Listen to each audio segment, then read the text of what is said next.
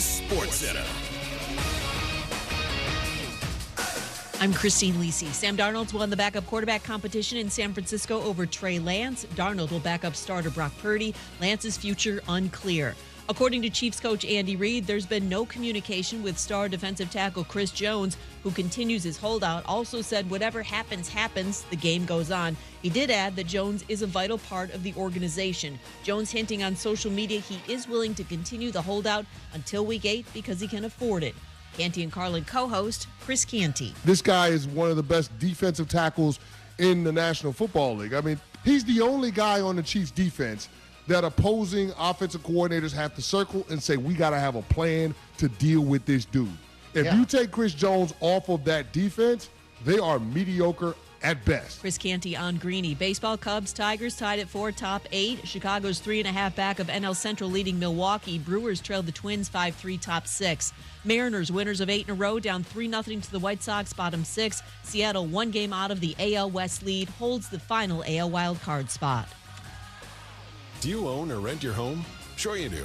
Fortunately, Geico makes it easy to bundle your home and car insurance. It's a good thing, too, because having a home is hard work. Go to geico.com, get a quote, and see how much you could save. Geico.com. Easy.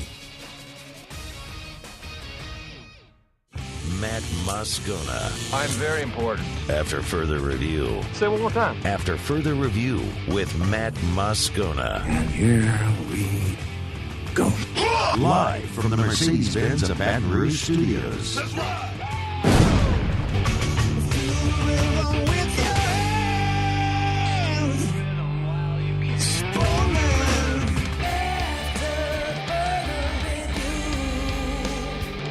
And off we go. Welcome aboard. Glad you're with us. It's AFR presented by Pluckers. I'm Matt. You're a loser, Matt. Hey, shut up, kid. Your dad's the loser. We'll make good on a bet. Paul O'Neill. They're chanting Paul O'Neill's name. Ooh. And Mr. Toby Tomplay.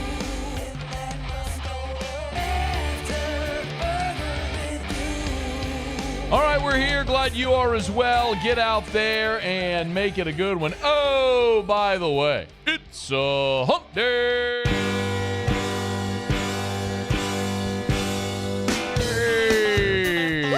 Yep. It's hump day. Let's hump, everybody. Mike. What day is it, Mike? Chris Jones is a total boss. Hump day. The Kansas City Chiefs defensive lineman says he may not report to the Chiefs until Week 8. It's hump day.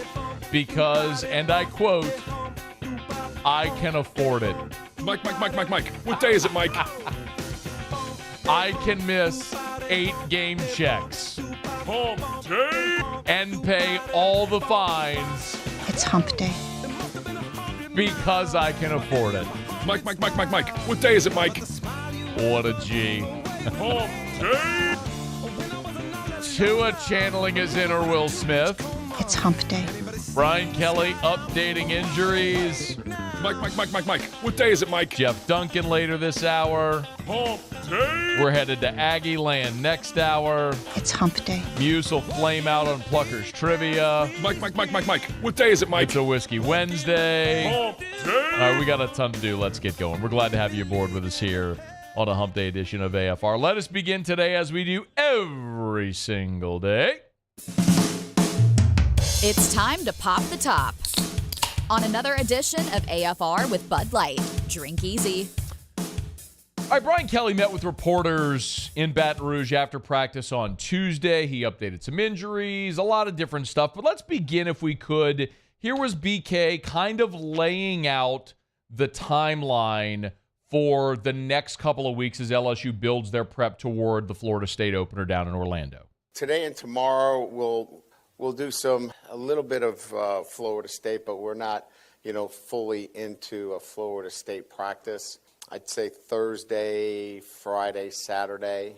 When you break down like preparation, for me, I look at like a Tuesday, Wednesday, Thursday in season, and we'll do that twice. So we've got plenty of time So I would say probably Thursday, Friday this week we'll begin to really focus on Florida State. So work on self for now. When you get to the end of this week, you start to turn the page to Florida State. Next week, you're in full-on game week. Of course, Monday, Brian Kelly's press conference. It's full-on a game week starting on Monday, which is really exciting. And the other part that's really exciting is it looks like LSU is going to have a full deck. Brian Kelly updated Sage Ryan, who, as we talked about, went down with an injury in the scrimmage on Saturday. He and Mason Taylor had a big collision. Both guys stayed down. After a bit, Mason Taylor got up and was able to walk off. Sage Ryan stayed down for several minutes, was helped to the sideline. His left arm was just sort of dangling as he went straight to the locker room, went to the bench and then to the locker room, did not return. Well, the good news is Sage Ryan was back at practice on Tuesday. One of the things that is an old line our buddy Mike Detillier would say for years here is, sometimes the coach will tell you the story without telling you the story. Like, he ain't going to write your article for you or host your show for you, but if you're listening carefully, he'll tell you the story. And I think Brian Kelly might be doing that with Sage Ryan. So remember, on Saturday, the big story was that Sage Ryan was running first-team cornerback. Okay? To this point in his career, Sage Ryan, former 5-star, we've seen play nickel and safety. He hasn't played corner.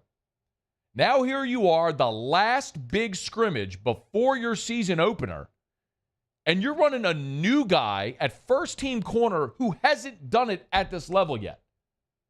Brian Kelly explained why.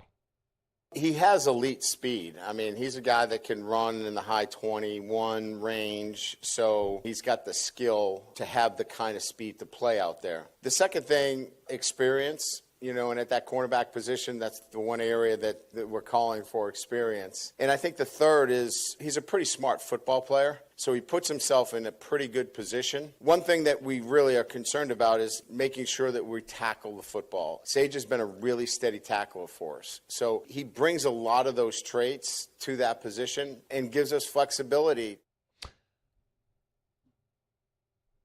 In complimenting Sage Ryan, the story Brian Kelly was telling you there is what he feels about Deuce Chestnut, which is very surprising because I've come on here every time we've had an opportunity to give you a camp report, and I've told you what a lot of the media has told you.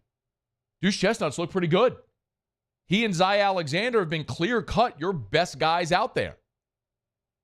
And largely what we've seen is Alexander against Malik Neighbors and Chestnut on the opposite side. But this is a guy that last year was all ACC at Syracuse. He's a 2-year starter. So you hear Brian Kelly say of Sage Ryan, well, he's got great speed and he's got experience. No, he don't. Not at this position. So does Deuce Chestnut. Well, he's a smart player. So is Deuce Chestnut. And then he tells you we need guys that can tackle, because that was a problem a year ago. Brian Kelly, in complimenting Sage Ryan the way that he did, is telling you actually, we feel really good about Zy Alexander. What we don't feel good about is who is on the other side. See, part of the perception from Saturday's scrimmage could have been, well, look, you know what you got in Alexander and Chestnut. Who's next is a concern, right? This could have been, as part of my line of thinking, was they're probably trying him out there because, look, after your first two guys, Denver Harris hasn't repped well, which we've talked about a lot, and it's Ashton Stamps, so that's a true freshman. LaTerrence Welch is a sophomore. Like, who do you go to next? Well, let's try Sage Ryan there to see if we have another option, if he could do it. Better to find out now in a scrimmage than in a game when you absolutely need it. But really what Brian Kelly's telling you there is he don't feel good about any of those options.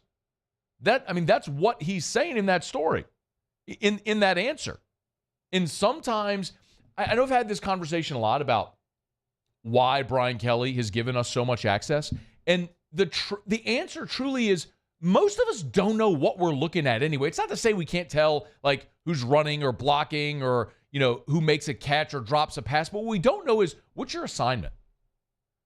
When you're a nickel, what is that guy supposed to be doing? Was this guy supposed to rotate over? Why did you get beat? Like, there's a lot of different things that could factor in that. We don't know. We don't know the call. Offensively, we don't know the blocking scheme. We don't know the play calls.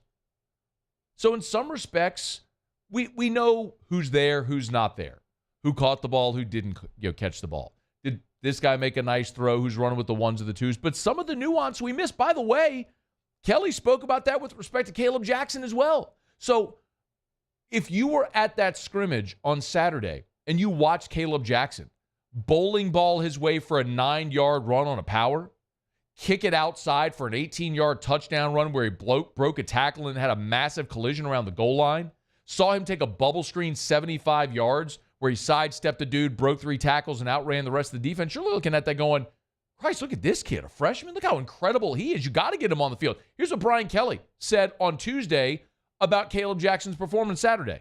We tend to overreact to, these kinds of situations.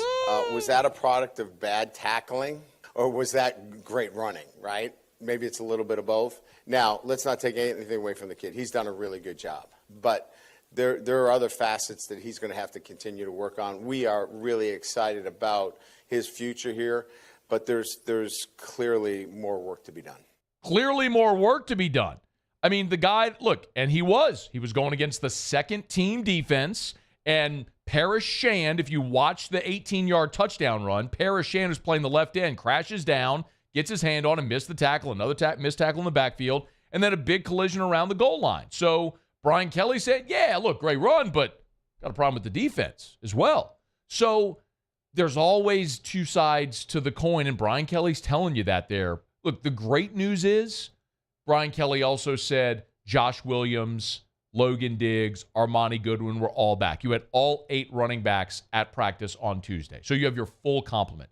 But it goes to show you, and some of the things I've been told off the record is, look, man, Caleb Jackson's a talented guy, great runner, physicality, all that stuff, but he's got to work on blocking. He's got to know where he is. It's one of those things where maybe you have a handful of scripted plays for him, and that's his role early in the season until he maybe gets more comfortable. There's a lot of reasons to be excited about him, but there's still a long way to go, and there's some evidence to suggest that. So Brian Kelly is, in some respects, is telling you the story without blatantly and overtly coming out and saying it. So, man, we'll wait and see on Monday when that first depth chart comes out for the Florida State game to see who is the cornerback opposite Zy Alexander. That's one thing is for certain. Zy Alexander is going to be one of your starting corners. Who's the other one? Is Sage Ryan going to start at cornerback against Florida State? What an assignment to draw in the season opener on the road against a top 10 opponent. Jordan Travis in his 6th year as a starting quarterback. All those receivers, including Johnny Wilson, who's back for his senior season. Man, that would be a hell of a task. And listen, let's not forget, Deuce Chestnut from Syracuse played Florida State. I mean, he played him the last 2 years. So that's a guy that you would have some film and some familiarity with that offense, with that quarterback, with those receivers as well. And Brian Kelly said speed, experience, smarts, the ability to tackle, all the things he liked about Sage Ryan. In essence, he's telling you he don't feel good about those with the other guys he's got. If there's one thing, I was on SEC this morning with Peter Burns and Dari Noka, and they said, Matt, if there's one thing that keeps LSU from reaching its heights, what is it? Well, I said there's 2 things. It's the secondary and it's special teams. Special teams were awful last year. Hope they're better this year, but we got to see it. The secondary, there's giant questions, and that clearly continues to persist. Okay, it's after further review. We're glad to have you aboard with us. Let me knock out a quick break. Jeff Duncan's going to be with us in 15 minutes, so we're going to switch. We'll do Around the SEC next, and then Jeff Duncan at the bottom of the hour. Of course, our show Open Every Day is brought to you by Bud Light, the official beer of AFR. So proud to be partnered with our friends at Mockler, a great community partner at Mockler Beverage, which has invested millions annually into our community and charitable organizations over the last 40 years. The official beer of the LSU Tigers, the official beer of the New Orleans Saints, the official beer of the Southern Jaguars. They support the local community, the local teams. And remember, our friends at Mockler Beverage are giving you an opportunity to win 2 tickets in their suite at the Superdome for the Garth Brooks Show coming up a week from Saturday. If you want info on how to enter, go to any of our social media and look at the pin post. Again, win 2 tickets with our Friends in Low Places giveaway, courtesy of Mockler Beverage and Bud Light. Drink easy in Louisiana.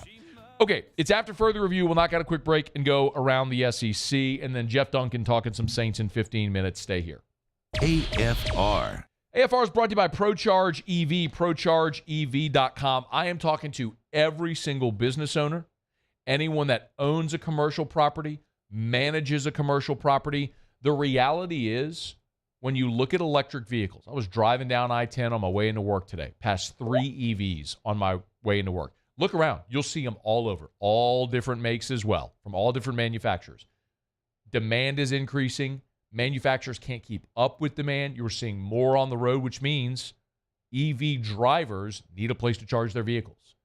Your business could be an amenity for your customers. It could be an amenity for your employees. If you own a hotel or manage a hotel, an apartment complex, amenity for your guests or for your residents.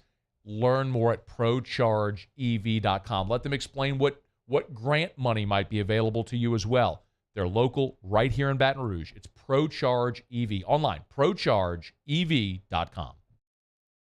Bayou Ford has $8,000 off MSRP, plus 1.9% financing on new 23 Ford F-150 XLT trucks, along with Bayou Ford's 1 million mile warranty. The crew at Bayou Ford is going to do right by you. The Windsor Senior Living Community in Mandeville, Louisiana is a beautiful, vibrant apartment community geared towards seniors.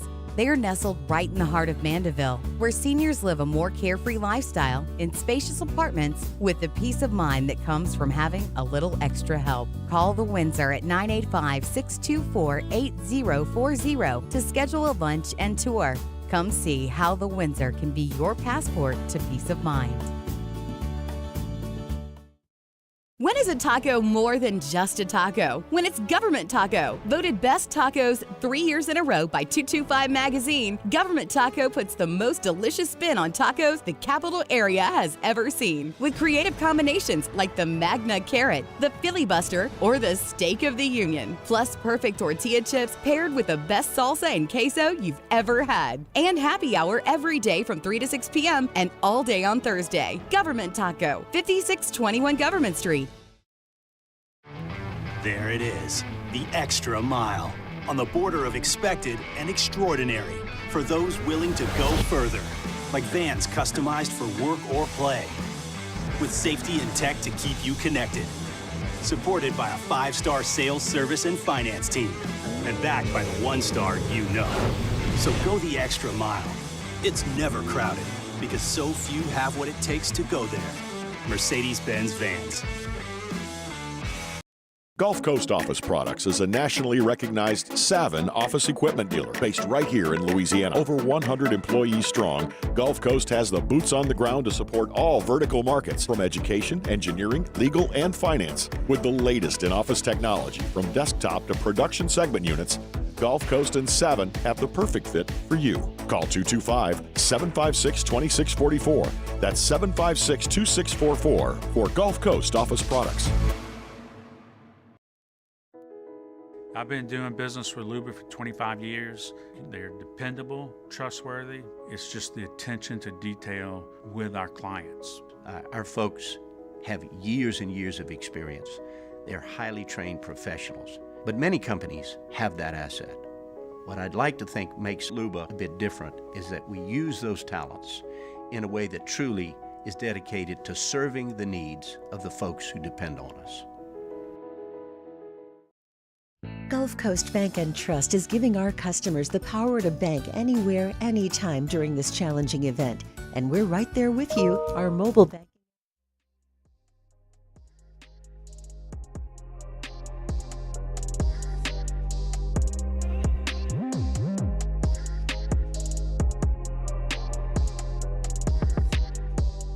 After further review with Matt Moscona, presented by Plucker's Wing Bar, open till midnight or later every night of the week, where every Monday is all-you-can-eat wings. Plucker's Wing Bar. If you don't like our wings, we'll give you the bird. Reggie Bush is suing the NCAA. Not sure if you saw this, but he filed a defamation lawsuit on Wednesday. The NCAA issued a statement on Reggie Bush back on July 28th of 2021. This was, remember, NIL went live July 1st, 2021. There was a sort of an uprising, a groundswell of support for Reggie Bush, all of his records to be reinstated, him to get his Heisman back, etc. And the NCAA issued a statement at the time, essentially saying that although college athletes can now receive benefits, the NCAA rules still do permit pay-for-play type arrangements. Well, and the statement went on. So Reggie Bush is saying essentially that statement was a defamation of his character by saying that Reggie Bush took pay-for-play inducements. His attorney said the NCAA statement is completely false, highly offensive. The NCAA knew Mr. Bush was never even accused of, involved in, much less sanctioned for any pay-for-play arrangement, which never occurred. Like, it's very clear what's happening. Reggie Bush is trying to get his Heisman Trophy back. Like, I don't think Reggie Bush wants to get money or any type of damages from the NCAA, but if Reggie Bush can pressure the NCAA into reinstating his records, then he can get his Heisman back. Something that I think is a big misconception. The NCAA didn't take away Reggie Bush's Heisman. The NCAA doesn't award the Heisman Trophy. The Heisman Trophy Trust is who awards the Heisman Trophy. So they rescinded, or Reggie Bush returned his Heisman, and they accepted it, of course. And their contention, the Heisman Trust's contention, is because those seasons were invalidated, Reggie Bush was not eligible to win the Heisman, which is why he had to return it. So Reggie Bush is saying, he's thinking, if those seasons and all the statistics and the records and everything are reinstated, his eligibility would have been reinstated, and thereby he'd be allowed to get his Heisman Trophy back, which I think we all agree he should be able to get his Heisman Trophy. It's stupid they ever took it from him to begin with. Like, striking records and awards and vacating wins and all is one of the stupidest punishments ever. We all watch things unfold on the field. So, no, taking away the man's Heisman Trophy, vacating wins, what does that prove for anything? It's patently stupid. But anyway, I don't think Reggie Bush is going to win damages against the NCAA, but maybe this will lead to ultimately those records being reinstated and ultimately Reggie Bush getting his Heisman Trophy back. So we'll follow it. All right. It's After Further Review, brought to you by the Williamson Eye Center. Call 924-2020. Do like Paulie did just a week ago. Paulie went to the Williamson Eye Center. Dr. Blake Williamson performed LASIK on Paulie like he did on me, like he's done on thousands of Louisianians. If you want to see 2020 without contacts or glasses, there's a way to do it. Go see our friend Dr. Blake Williamson at the Williamson Eye Center. He's simply the best. I was having a conversation with the brain in the hall not long ago. Said the thing that weirds him out is the laser. For me, that was the truth for a long time. Really freaked out about putting a laser on my eye. And when I went and talked to Dr. Blake Williamson, he calmed all of those concerns. LASIK is statistically the safest elective procedure in the history of mankind. That is a fact. That is black and white data. There's just nothing to fear. It was so easy, and it's the best decision I made. If you want to get LASIK, 924-2020. 924-2020. You want to see 2020 without contacts or glasses, there's a way to do it. Call 924-2020 and schedule that appointment with the Williamson Eye Center. WilliamsonEye.com. Okay, Jeff Duncan coming up here in less than 10 minutes. Right now, let's go around the SEC. Around the SEC, presented by Gulf Coast Office Products, excellence in imaging solutions. The Georgia Bulldogs. Kirby Smart gave an update on running back Branson Robinson, who will now miss the entire 2023 season. Robinson ran for 330 yards, 3 touchdowns as a freshman last season, but a knee injury will cause him to miss the entire season. Also, Kendall Milton getting more reps. Andrew Paul, another running back, working his way back from an ACL injury. Linebacker Raylan Wilson hyperextended his knee in Georgia's first scrimmage. He's still on the mend from that. Texas A&M! The Texas A&M Maggies football season tickets are sold out for the 2023 campaign. How about that? Nearly 93,000 season tickets sold. Among them, 39,000 student tickets, which is the largest student section in college football. You got to give the Maggies credit.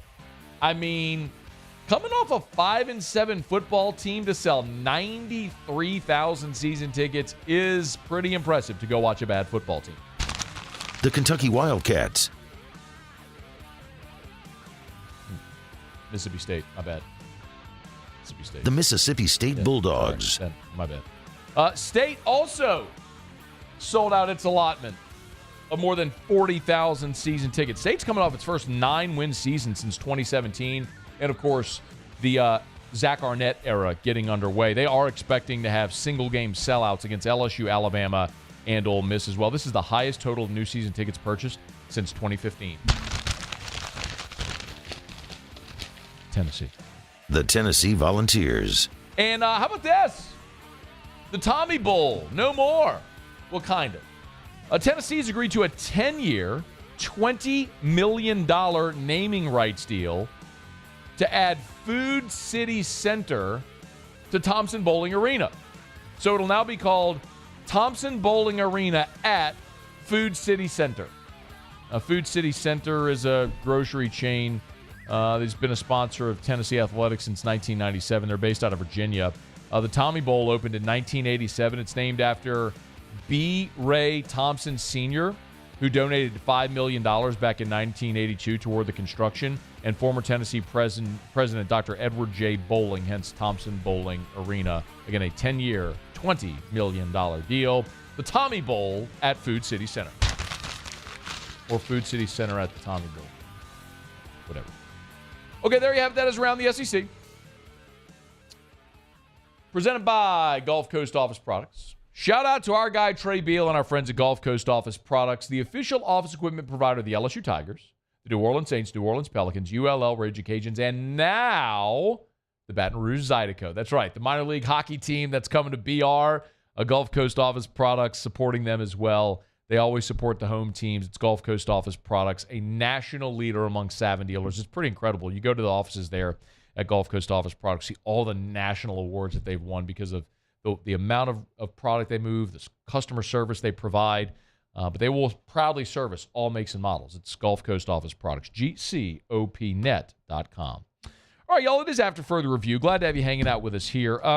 We are making a stop in every single SEC market for LSU's opponents this year. Started last week. There's only 2 to go. Today, we'll head to College Station in about 45 minutes. Our buddy Carter Karels, who last year, if you remember, so Carter's had a little bit of a whirlwind. Carter covered Notre Dame under Brian Kelly. Last year, went down to Tallahassee and covered Florida State. After 1 year in Tallahassee, he moved to College Station and is now a writer for Gig'em 247 covering the Aggies. So our buddy Carter Karels, who has joined us, he can't quit LSU's opponents. I mean, Notre Dame, Florida State, now Texas A&M. We'll talk to Carter in about 45 minutes from right now. Let me knock out a break. We'll come back. Jeff Duncan will talk some Who Dat with us. Stick around. It's AFR. AFR. Get Gordon. Get it done. Gordon McKernan Injury Attorneys. Go to getgordon.com or call 888-8888. Been telling you about getgordonbillboards.com. Gordon has given you the opportunity to design his next billboard.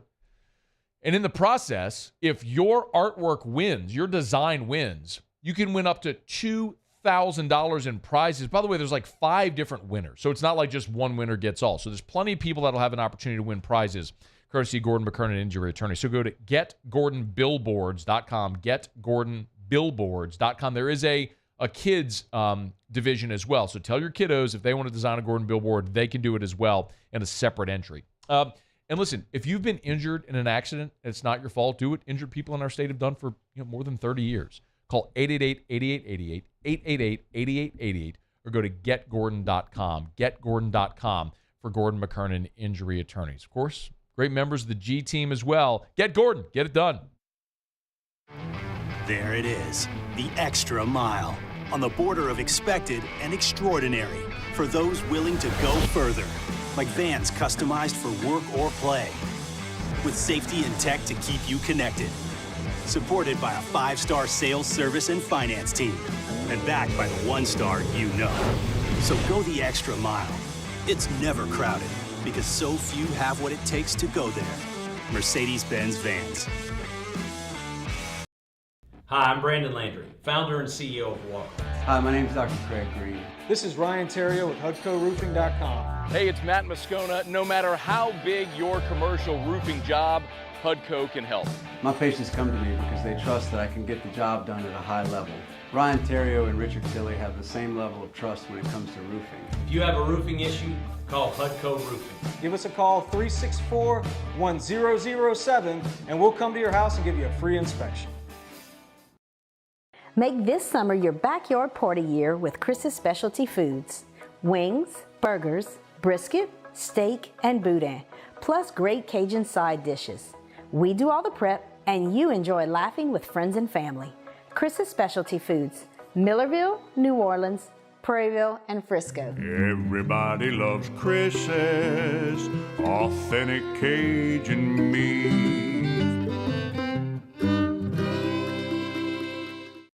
Gulf Coast Office Products is a nationally recognized Savin office equipment dealer based right here in Louisiana. Over 100 employees strong, Gulf Coast has the boots on the ground to support all vertical markets from education, engineering, legal, and finance. With the latest in office technology, from desktop to production segment units, Gulf Coast and Savin have the perfect fit for you. Call 225-756-2644. That's 756-2644 for Gulf Coast Office Products.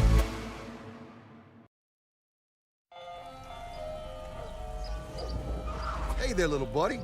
What's the matter? What's the matter? My windows, siding, and my door. That's what's the matter. Relief Windows can fix all that. I got you. Pop, pop. What's up? Oh my gosh, look! Curb appeal. That's a good-looking neighborhood. ReliefWindows.com. Dylan Cruz here to tell you about Six Rings Baseball and Softball Camp. If you live on the North Shore and play ball, go to Six Rings Camps with former LSU assistant coach Dan Canaveri. His knowledge is second to none, and your child will improve and have fun doing it. Camps were held at Coquille Park and Six Rings Academy in Covington with 4 sessions over the summer. Full day and morning only sessions are available from ages 7 to 13. Go to sixringsbaseball.com or call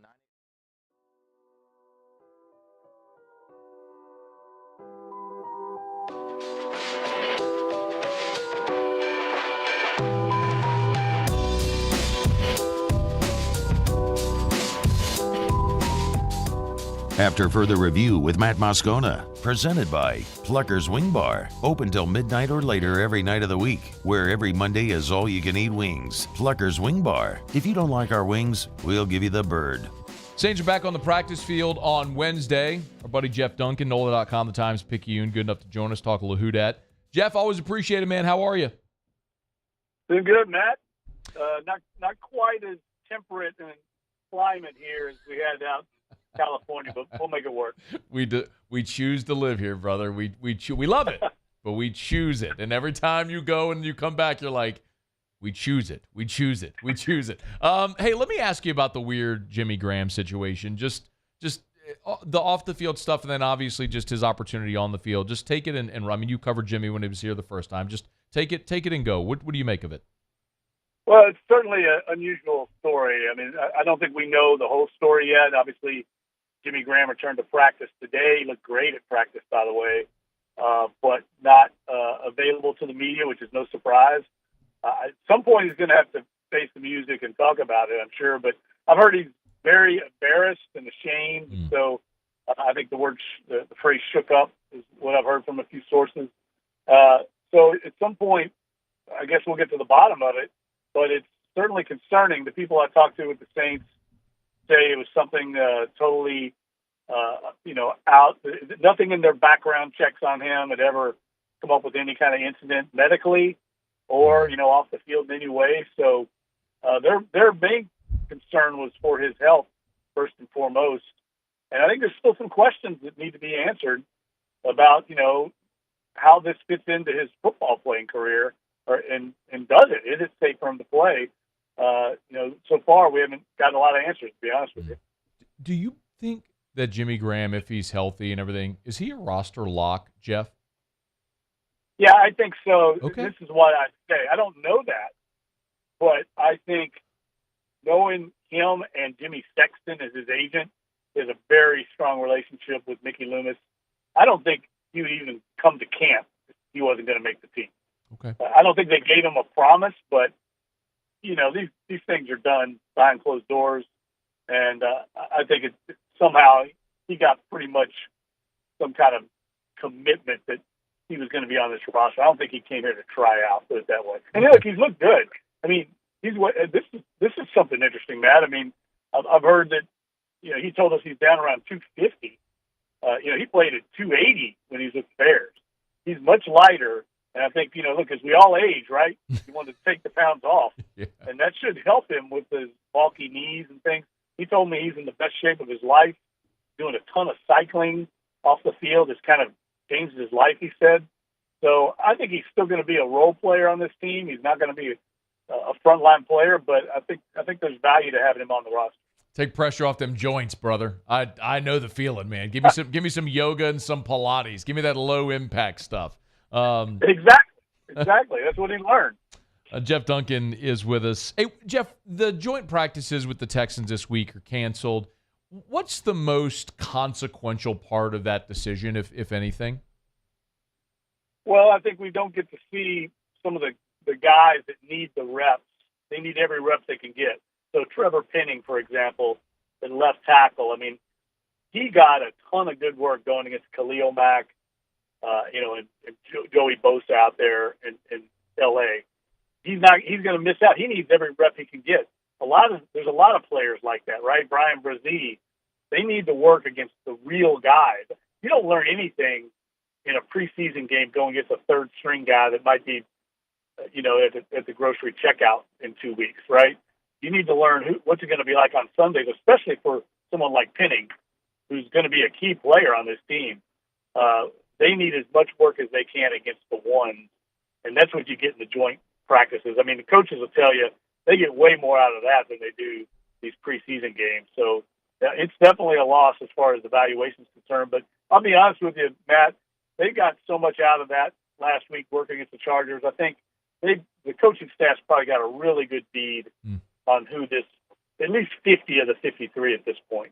So then I'm going to come back to those final three in a second. That's interesting. But so what then is the plan? What do you expect the plan to be for this third preseason game then?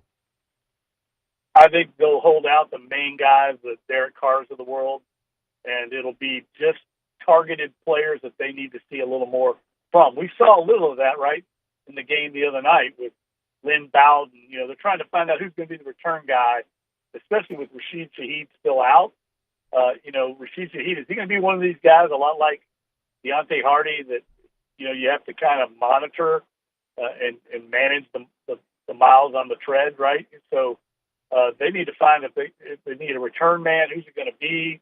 Can John Trey Kirkland work his way into the mix? I'm sure he's going to get heavy usage. It's going to be targeted players at positions that they're still trying to find those final roster spots. So that's interesting. And Jeff Duncan's our guest on Twitter at @JeffDuncan_. Y'all give him a follow. Make sure you get the right Jeff Duncan, as we always remind you. So you said roster spots 51 to 53. So who then are the guys, or is there a position grouping that you're looking at going, okay, that's where those final spots are going to be decided over this next week? I think it's more like this. Instead of position, think of it this way. In the past, they've kept 5 or 6 receivers, just depending on the year, the depth at that position. You just don't know. Is A.T. Perry better than your 9th lineman, offensive lineman? It's less the position than it is the value to the roster. Is your 6th linebacker going to contribute more on special teams than A.T. Perry would? That's really how these decisions are made. Or can we pass A.T. Perry through waivers and not worry about him getting plucked? We want to put him on the practice squad. Or is there someone out there that we know might have interest in him and he's got value? I mean, the Green Bay Packers learned the ultimate lesson the hard way on Taysom Hill. Yeah. I mean, Mike McCarthy wanted to keep Taysom Hill. He was worried if they put him on waivers, he'd get claimed. Ted Thompson disagreed, and we know the rest is history, right? So that's your main concern. Man, Jeff, I don't know. I can't see any way they try to run A.T. Perry through waivers. He's got to make this team. Yeah, I say that every year, and then every year a guy gets through and doesn't get claimed. The A.T. Perrys of the world, there's maybe one of those guys in every camp, it seems like, that we all think is, oh my gosh, he's looking great. He's got this ability. And then you look at every roster and they've got a guy kind of like that. But you may be right. I mean, he's flash so much. He's got so much upside, I think, that you might not want to risk it, right? Mm-hmm. All it takes is one team, and you regret it. You know, we always tend to talk, Jeff, about those the A.T. Perry, the Lynn Bowden, as you mentioned, whoever that down. But there's always some guys as well that are surprise cuts that have been guys on the roster before. So, I mean, I look at guys this year like Calvin Throckmorton, like Zach Bond, like Traquan Smith. Like, are those guys safe? I mean, who are the guys that have been a part of this team that really are going to be sweating out these cuts? I think you just named a few of them. I mean, I don't necessarily have any intel that anybody like that is going to get released, but there always is one or two that surprises you. And I think health factors in a lot into this equation. I mean, right now, Andres Pete is basically with the second team. Mm-hmm. He hasn't been available the last few years. What you run into with a lot of guys like that, I think if Andres Pete didn't have such if the Saints didn't have so much invested in him contractually with the restructures over the years where they're almost tied to him, I think they would definitely think about releasing Andres Pete.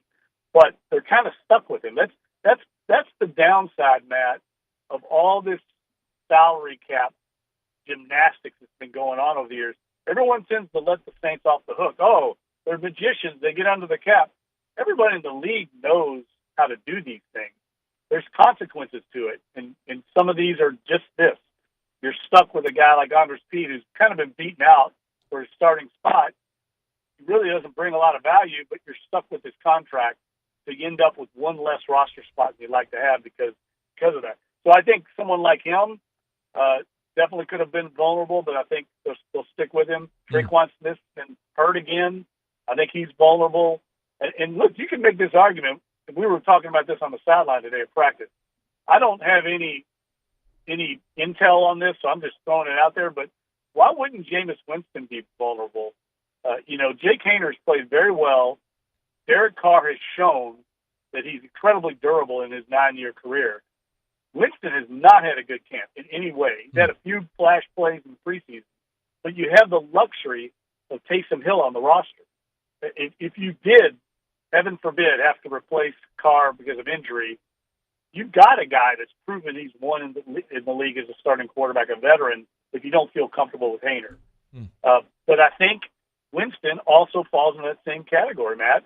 They've restructured his deal. They might be stuck with him salary cap-wise, but I don't think he's earned a spot on the 53. I think they're kind of stuck with him. Well, now that is fascinating, Jeff, because that solves your problem of having to keep a third quarterback and having one less very valuable roster spot. Now, I hadn't considered the possibility of Jameis not being here. I don't know how realistic of a possibility you think that is, but that's a pretty fascinating one. Like, do you think that there is, like, if you put a percentage on it, like, I mean, do you feel that one way or another about that? Yeah, that's why I hesitated to even talk about it, because I don't think it's going to happen. Okay. But if you're sitting there talking about the final 53 and who's performed well in camp, not just in preseason games, but camp every day in practice, I don't think Jameis Winston's one of the 53 best. Okay. I really don't. Wow. Especially when you have the luxury of Taysom Hill. Yeah, that's you the have key. that. Yeah, that's the key, because all of a sudden that's an extra roster spot, that you can gain if you're worried about A.T. Perry, like we talked about. And I think it's a valid concern. Do you want to expose him, when you don't have to? But Jameis has not played well. I think he would even tell you that. And Jake Haener's opened eyes, especially with the way he played on Sunday, I thought. Okay, last thing for you. If I asked you here as camp winds down and they move toward roster cuts and start of the regular season, there's still obviously a third preseason game to go, but if I asked you, Jeff, if you had one big sort of overarching takeaway about this 2023 iteration of the Saints to this point, what would you say it is? If I had asked you for what's the lead on these Saints, what is it right now? I think it's Dennis Allen. I think Dennis Allen has come into his own in the last 10 months or so. I think he learned valuable lessons last year with, how not to be. And I think he's a different coach this year. He's much more emotional. I think he's much more confident. I think he feels very good about this team. He's got his own quarterback here, handpicked, and Derek Carr. He's overhauled the coaching staff. This is his team. It's not the Sean Payton status quo anymore. And you can see it with the way he carries himself. And I hear in meetings, he's much more confident, much more, I think, himself and comfortable in himself. And I think that is great news for Saints fans, because I think that was a question mark going into this year. I don't think it's a question mark anymore about can he lead this team. I think it's clearly Dennis Allen's team. Now, whether that's good enough, we're going to find out, but it's not going to be because he's still straddling the fence. Always insightful. Jeff Duncan, he's on Twitter at @JeffDuncan_. Give him a follow there. Of course, NOLA.com, the Times-Picayune, and also the author of Peyton and Breeze, The Men Who Built the Greatest Offense in NFL History. He literally wrote the book on Sean Payton and Drew Brees. You can pick it up wherever you get books. Jeff, we appreciate it as always, man. Thank you for the time. Anytime, Matt. Take care, buddy. Okay, man. Be well. It is after further review. How about that? I did not think he was going to say Dennis Allen. But that's kind of why you ask an open-ended question to someone who's got the experience that Jeff Duncan does. So we appreciate Jeff's time. Let me knock out a quick break. Oh, we got to go. Bourbon Dictionary with Taylor Calandro next. AFR. Brought to you by River City's 1 Hour Air, where they're always on time or you don't pay a dime. 752-0001, 752-0001, 752-0001. Y'all, I'm looking. It is the air temperature right now. Oh, my God. The air temperature right now is 101 degrees in Baton Rouge at 3:46 p.m. in the afternoon. If your AC goes out at your house when it's 141 or 101 degrees, 141, that would be intense. Do what Kevin Davis did. Call River City's 1 Hour Air, 5-star review. Just moved here.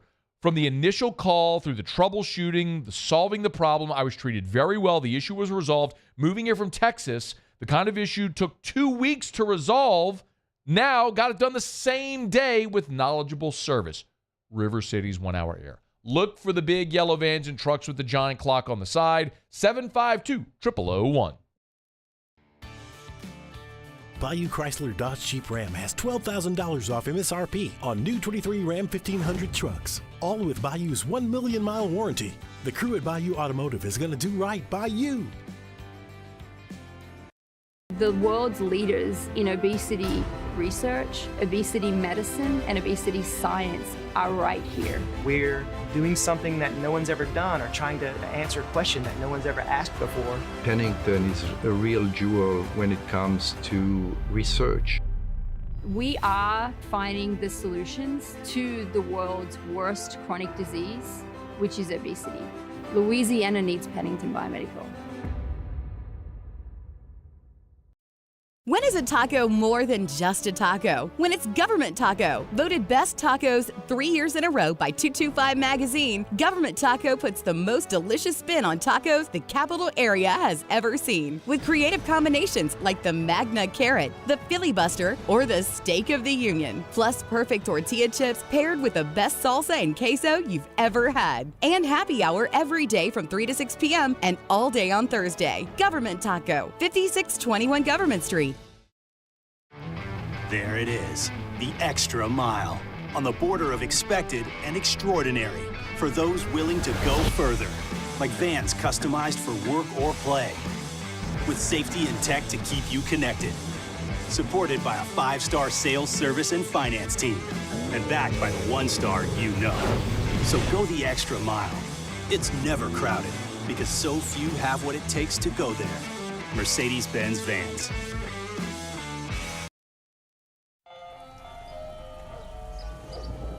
Hey there, little buddy. What's the matter? What's the matter? My windows, siding, and my door. That's what's the matter. Relief Windows can fix all of that. I got you. Pop, pop. What's up? Oh my gosh, look! Curb appeal. That's a good-looking neighborhood. ReliefWindows.com. I've been doing business with Luba for 25 years. They're dependable, trustworthy. It's just the attention to detail with our clients. Our folks have years and years of experience. They're highly trained professionals. But many companies have that asset. What I'd like to think makes Luba a bit different is that we use those talents in a way that truly is dedicated to serving the needs of the folks who depend on us.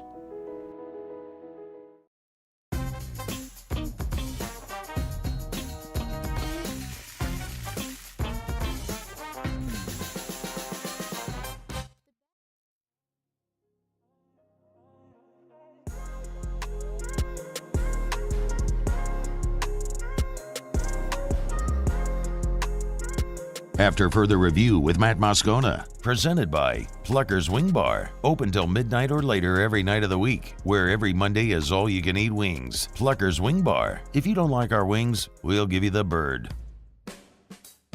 They're the gang with the slang.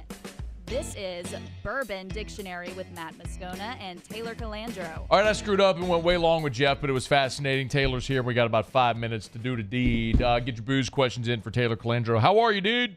Good. What's up, Matt? Man, I'm sorry. We were going deep down a rabbit hole with Jeff Duncan, and it was a pretty fascinating convo. I looked up. I was like, oh, my God. I got to go to break. We got Taylor coming up. What's new? I mean, you act like football season's coming up or something. I know. But, hey, look, but you know what that means also, Taylor? It means hunting season is almost here. And I ain't talking about Bambi. I'm talking about bourbon. I'm talking about the brown liquor. It is almost hunting season. I'm fired up for it. Yeah, man. I wish it would cool off a little bit. That would be nice. Yes, it's very, very tough to justify drinking whiskey when it's 101 degrees like it is right now. Literally every day. I mean, we'll get there, though. What's new? Nothing really new. We did drop down a couple barrels. Old Soul barrel and Yellowstone barrel. We're trying to get rid of them because we have a bunch of stuff coming in. Cool. And we're starting to get a lot of Oktoberfest beers just in time for the heat. So, hey, wait, no, I'm glad you said that because I actually went out to eat, I think on Saturday, Erica and I did, and I noticed one of the taps had one of the fest beers, right, the Oktoberfest beers on tap, and I was like, man, is it early for that, or should we start to see Oktoberfest beers already? Yeah, I mean, it's just like anything, man. They get way ahead of it seasonally with everything. We'll start getting Christmas beers in like late September, early October, so. Just how it is. We'll have Oktoberfest beers before October. Generally, that's how it works. I saw someone on Instagram posted today that Starbucks is about to start with their pumpkin spice lattes. Yeah, man. Geez. I ain't ready for that yet. Not so yet. So hard anyway. to get beard when it's very hot outside. I know. All right, let's get to some questions. Fire away. Email us, tweet us, or X us your questions. Hey, Twitter. Oh, no, not Twitter. Hey, X World. Thank you, George, truly. At Matt Moscona, you can text 225-396-4400, 396-4400, 396-4400. Here's one from Scott who said, ask Taylor if they will be allocated any of the Maker's Mark cellar-aged series bottles. What is that? I briefly mentioned it last week. It's they're starting a new cellar series. This one is going to be 11 and 12 year. It's age stated Maker's Mark, which is very unusual. But I'm anticipating a super limited run. I'm sure we'll get some, but it'll probably be in the raffle if I had to guess. I don't know what the allocation is and all that stuff. I am really excited to ask you this one. Chandler Watt said, hey, Taylor, I got a Kentucky Owl St. Patty's Day edition for a steal. What's your opinion on it? I didn't really care for the St. Patty's Day too much. What about you, Matt? Well, it's the reason I was excited to ask you is because I was gifted a bottle of that, and I shared a sample. For a change, I got to give you something to try. So what didn't you like about it? It's just kind of light. I mean, it's got a lot of Irish character with it. I mean, it's fine, but I think it's a little steep for the price. It could be better. That's the I think. So it's a green label for those who haven't seen. I love Kentucky Owl, by the way. I think they do. The Kentucky Owl, the 10-year rye is one of my favorite rye whiskeys, like, period. Love it. I think Kentucky Owl does great stuff. The St. Patty's dish, you're right, because it's a blended Irish whiskey. It's lower proof. So if you like higher proof, bolder whiskeys, that's not going to be for you. But I think it's a really cool expression, just to try something as a one-off. Yeah. I enjoyed it. Yeah, I mean, just because it's not for me doesn't mean I'm saying it's not good. I just don't really like it. It's just a little light for me. Chase Smith asked Taylor, best mid-priced bourbon. Best mid-priced bourbon. Knob Creek's really good, $50-$60. There's so many bourbons that are mid-price that are just really good. Old Forester 1920 is really, really good for $60. There's a laundry list. Yeah, all the Prohibition series Old Foresters are really good. I agree with you though on Knob Creek. That's tough to beat right in that $50 range. I would throw out another one. I would say Four Roses Single Barrel. You go get Four Roses Single Barrel. That's hard to beat. All the Four Roses are right in that area too, and they're good. Jeff Babin asked Taylor, "What's a good whiskey to sip on for the first time?" Well, I would suggest, like I always suggest, Basil Hayden's. If you haven't had American whiskey, and you want to sip on it, I would suggest Basil Hayden. It's light, it's got flavor. Try that Kentucky Owl that we were just talking about too. He is Taylor Calandro from Calandro's. It's our Whiskey Wednesday segment. Thank you, dude. All right, Matt, thanks. I may be well. Hour number 2 coming up right after SportsCenter. AFR. Brought to you by Mold Zero USA, mold-0usa.com. Check them out online. You know where to find them, mold-0usa.com. Kill mold, remove odor. You hear me say it all the time. And yes, we talk about mold, and it's in Louisiana where it's wet and humid. That's a breeding ground for mold. So maybe it's your home, office building. We've heard of churches, apartment complexes.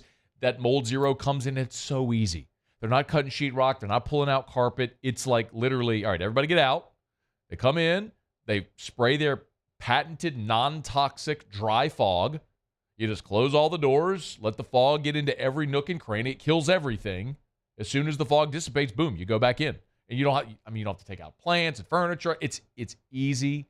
It's less invasive. You're talking about minimal disruption. It's more cost-effective. It's Mold Zero. Learn more online at mold-0usa.com. Get the phone numbers there as well. mold-0usa.com. I'm Chris Nakamoto, and here's what I'm working on for my stories on WBRZ Channel 2 tonight.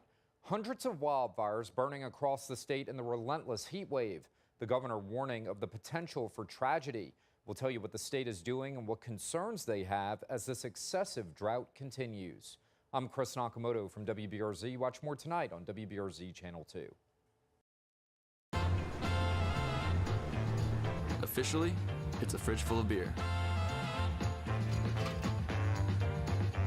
Unofficially, it's free AC. Coors Light, the official beer of everything unofficial.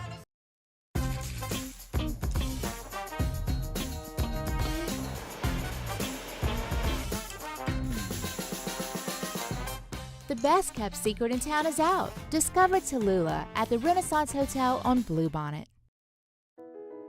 I've been doing business with Luba for 25 years. They're dependable, trustworthy. It's just the attention to detail with our clients.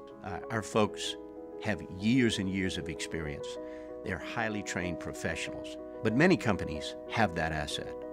What I'd like to think makes Luba a bit different is that we use those talents in a way that truly is dedicated to serving the needs of the folks who depend on us. There it is, the extra mile, on the border of expected and extraordinary, for those willing to go further, like vans customized for work or play, with safety and tech to keep you connected, supported by a 5-star sales, service, and finance team, and backed by the 1-star you know. So go the extra mile. It's never crowded, because so few have what it takes to go there. Mercedes-Benz Vans. The importance of doing this fortified program and offering it to people down here is, number one, the only real chance you're going to get to do this is when you put on a new roof or build new. And through companies like HUDCO, who's kind of leading the way in this thing, it's going to offer the customers a huge advantage in the insurance market and the price of their insurance.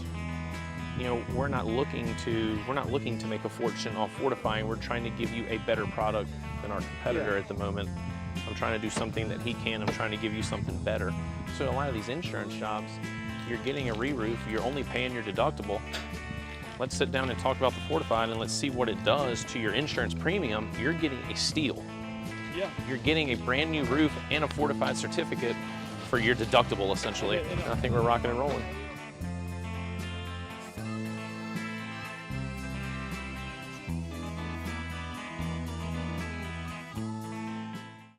Gulf Coast Office Products is a nationally recognized Savin office equipment dealer based right here in Louisiana. Over 100 employees strong, Gulf Coast has the boots on the ground to support all vertical markets, from education, engineering, legal, and finance, with the latest in office technology, from desktop to production segment units.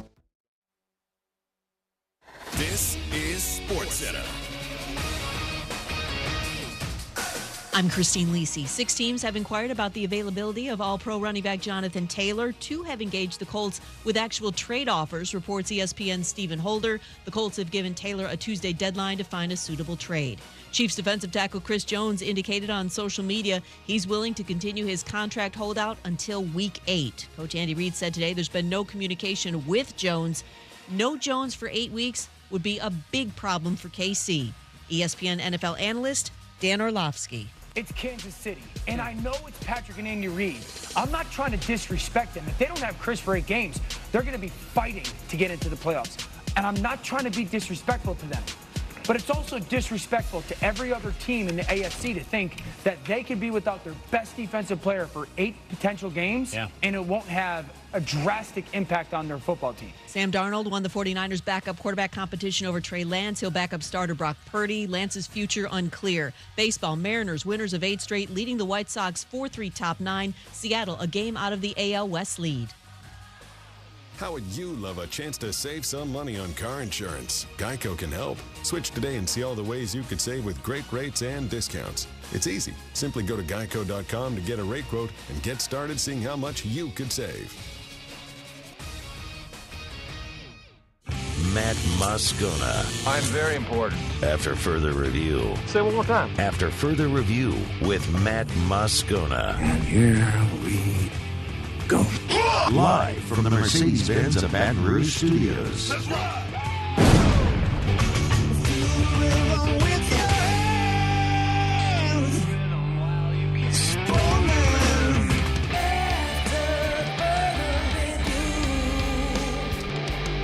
Hour 2, off we go. Welcome aboard. Glad you're with us. It's AFR, presented by Pluckers. I'm Matt. This is Shaq O'Neal, and I hate Matt. Paul O'Neal.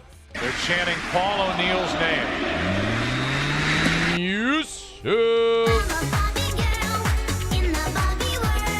And Mr. Toby Tomplay.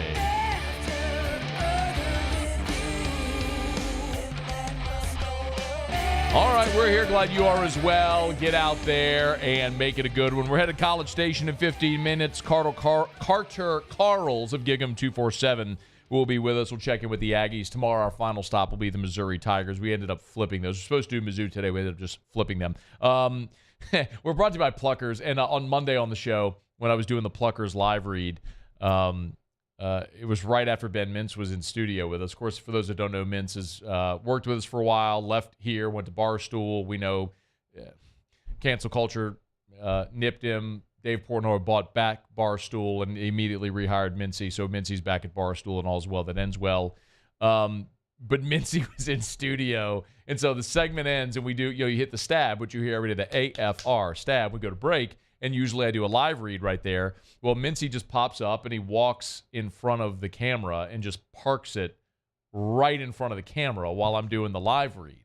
And I say, Mincy, brother, you were standing right in front of the camera. So I clipped it and posted it. Mincy tweeted it and all and laughed at it. Well, Dave Portnoy, who's got 2.5 million followers, whatever, he grabbed the video as well and tweeted. So it's been viewed over 1 million times. It's like I think on my page it's been viewed about 400,000 times. On Portnoy's it's been viewed about 1 million. So Mincy going viral for walking in front of the camera. Hat tip. I guess all Pluckers should probably send Mincy a whole bunch of thank you gift cards because his unwittingly walking in front of the camera netted them about 1.5 million views on a live read. So.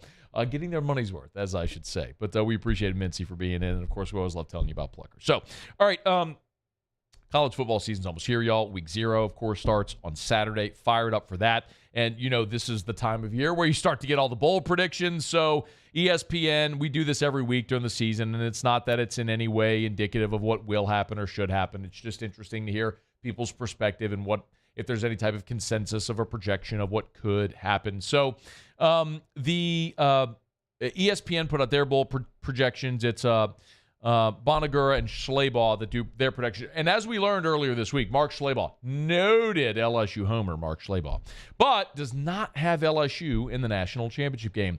Kyle Bonagura has Georgia against Alabama for the Natty. Schleybaugh has Georgia against Michigan for the Natty. The two semis this year are the Rose and the Sugar. Bonagura in the Rose Bowl, Bonagura has Michigan, Alabama. Schleybaugh has Michigan, USC, so a traditional Big Ten Pac-12 matchup there. Then in the Sugar, Bonagura has Georgia against Florida State. Schleybaugh has Georgia against Ohio State. So a lot of chalk there, nothing that's really surprising, but no LSU. In the college football New Year's 6 games, that's where you do see LSU. And what's interesting with the New Year's 6, of course, is that when the days of the games are in particular. So on Friday, December the 29th, is the Goodyear Cotton Bowl Classic, and that is where Mark Schleybaugh pegs LSU to take on Texas in the Cotton Bowl. Now, that would be a magnificent matchup if we were able to watch it. Great theater, LSU, Texas, two traditional brands in the Cotton Bowl, a New Year's 6 game, and that is a night game, by the way. I know that one-off sometimes has been like an 11 a.m. kickoff, but that is a Friday 7 p.m. Central Time from Jarrah World. And if you get LSU in Texas and Jarrah World, that would be, I think, fantastic theater. On December 30th is the Chick-fil-A Peach Bowl, and that is the 11 a.m. kickoff, by the way, and that's where Bonagura has LSU playing Tulane in the Peach Bowl. So there's a lot of people who are high on LSU. I know we played the soundbite earlier this week about, from Paul Feinbaum, who was saying nobody's really, the only people that are high on LSU are people on the Bayou. That's patently untrue.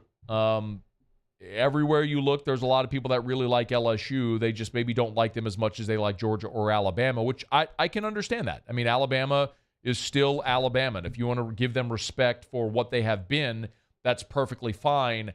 I'm more looking at this season through the prism of what they will be. And I tell you all the time, when I look at a season and I make a projection, it is based on two factors primarily. Number one, who has the fewest questions on their roster, and number two, who has the most manageable schedule. So if you have the fewest questions against the most manageable schedule, I'm going to like you a lot.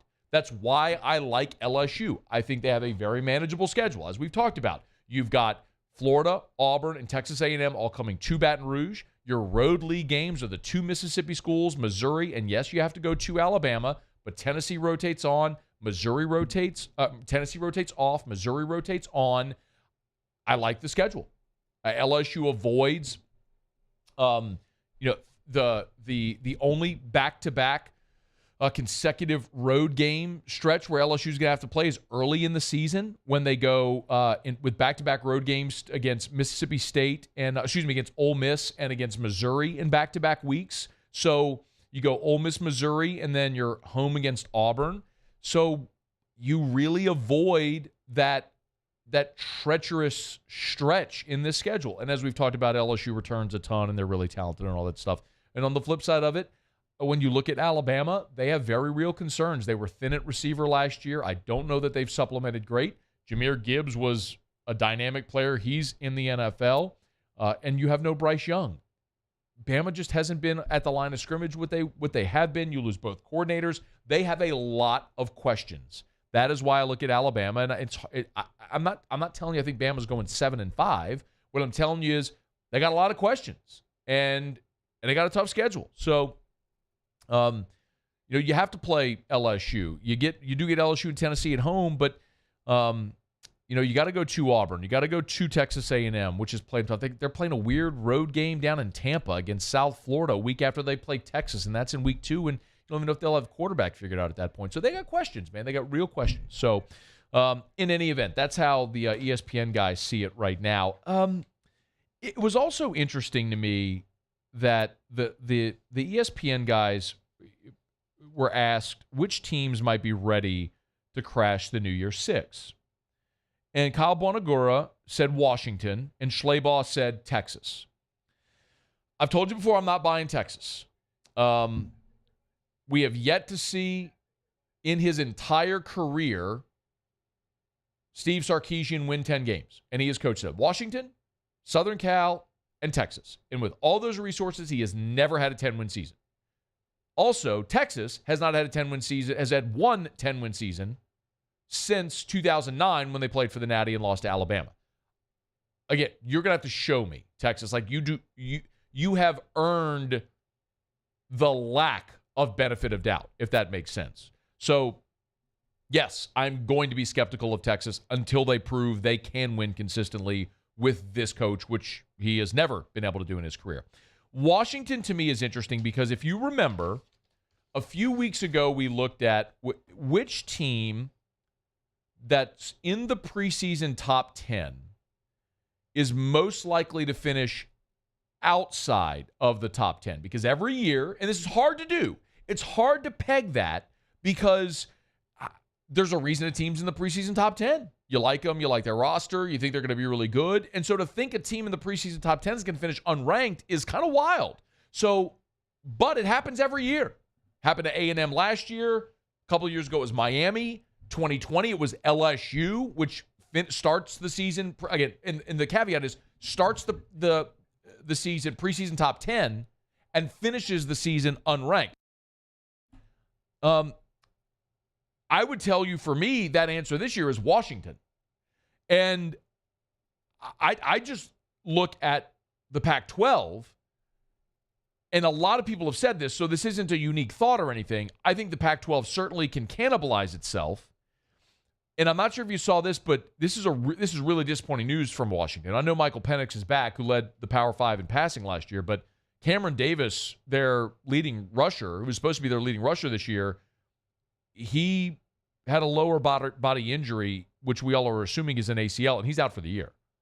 So as a freshman last year, scored 13 touchdowns and was second on the team in rushing. Well, with Wayne Taulapapa gone, he's now was going to be the bell cow. So Washington has lost its best running back. And then look at their schedule. They open up against Boise. Then they play Tulsa. They got to go at Michigan State in the non-conference. They got to go to East Lansing.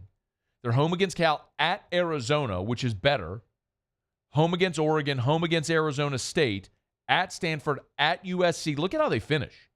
At Stanford, at USC, Utah, at Oregon State, then the Apple Cup against Washington State. Like, I could see an 8-4, 7-5 team that finishes the season unranked. I think that is completely plausible for Washington. If you're looking at who the team in the preseason top 10 is that might finish unranked, the Huskies might be that choice. Okay, it's after further review. We're glad you're with us. As I mentioned, the team that did that a year ago was the Texas A&M Aggies. Carter Karels, who a year ago was covering Florida State, is now covering the Aggies for Gig'em 247. He's going to join us next as we get a check-in on how fall camp has gone for the Aggies with Jimbo and the crew over there. We'll do that next on AFR. AFR. You know, whenever Eric and I went to sell our home, the call was obviously, it was easy. We called Darren James. And Darren helped us buy our first home when we got married. And so whenever Drew came along and we needed more space and we were moving, we called Darren again. We said, hey, we need to sell this home and we need to find a new home. And the thing that was most, I think, memorable, aside from the results, I mean, we literally listed our home the first day. Darren had 3 showings for us, and the first people that looked at it bought it. So it was simple. But the other thing that stood out the most is I remember when Eric and I were getting married, we told Darren, look, we want to find a house that, within 5-7 years, we know we're going to probably need more space. We're going to want to move again. So I need something in an area that's going to have good resale value. We knew exactly the steps we were looking to take. Darren found that place for us, and it happened exactly as he said it would. Couldn't be more happy. That's when you work with a guy who knows the market, who knows how to get results, and knows how to get it done. That is Darren James. Agent225.com. Think real estate, think Darren James.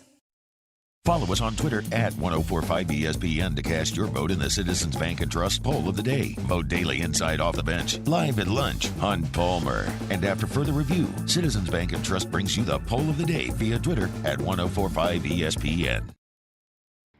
Bayou Ford has $8,000 off MSRP, plus 1.9% financing on new 23 Ford F-150 XLT trucks, along with Bayou Ford's 1 million mile warranty. The crew at Bayou Ford is going to do right by you.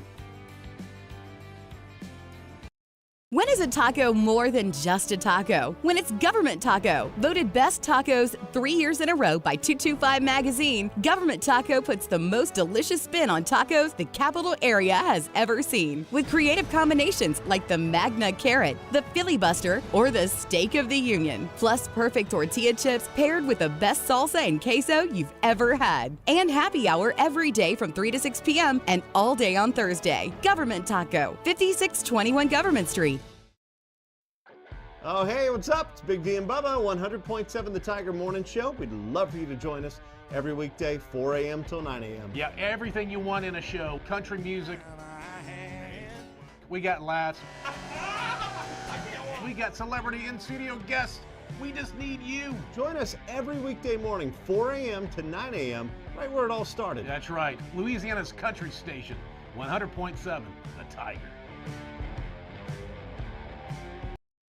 Dylan Cruz here to tell you about Six Rings Baseball and Softball Camp. If you live on the North Shore and play ball, go to Six Rings Camps with former LSU assistant coach Dan Canaveri. His knowledge is second to none, and your child will improve and have fun doing it. Camps were held at Coquille Park and Six Rings Academy in Covington with 4 sessions over the summer. Full day and morning only sessions are available from ages 7 to 13. Go to sixringsbaseball.com or call 985-206-9096. Learn the game to love the game. There it is, the extra mile, on the border of expected and extraordinary for those willing to go further, like vans customized for work or play, with safety and tech to keep you connected, supported by a 5-star sales, service, and finance team, and backed by the 1-star you know. So go the extra mile. It's never crowded, because so few have what it takes to go there. Mercedes-Benz Vans. I've been doing business with Luba for 25 years. They're dependable, trustworthy. It's just the attention to detail with our clients. Our folks have years and years of experience. They're highly trained professionals. But many companies have that asset. What I'd like to think makes Luba a bit different is that we use those talents in a way that truly is dedicated.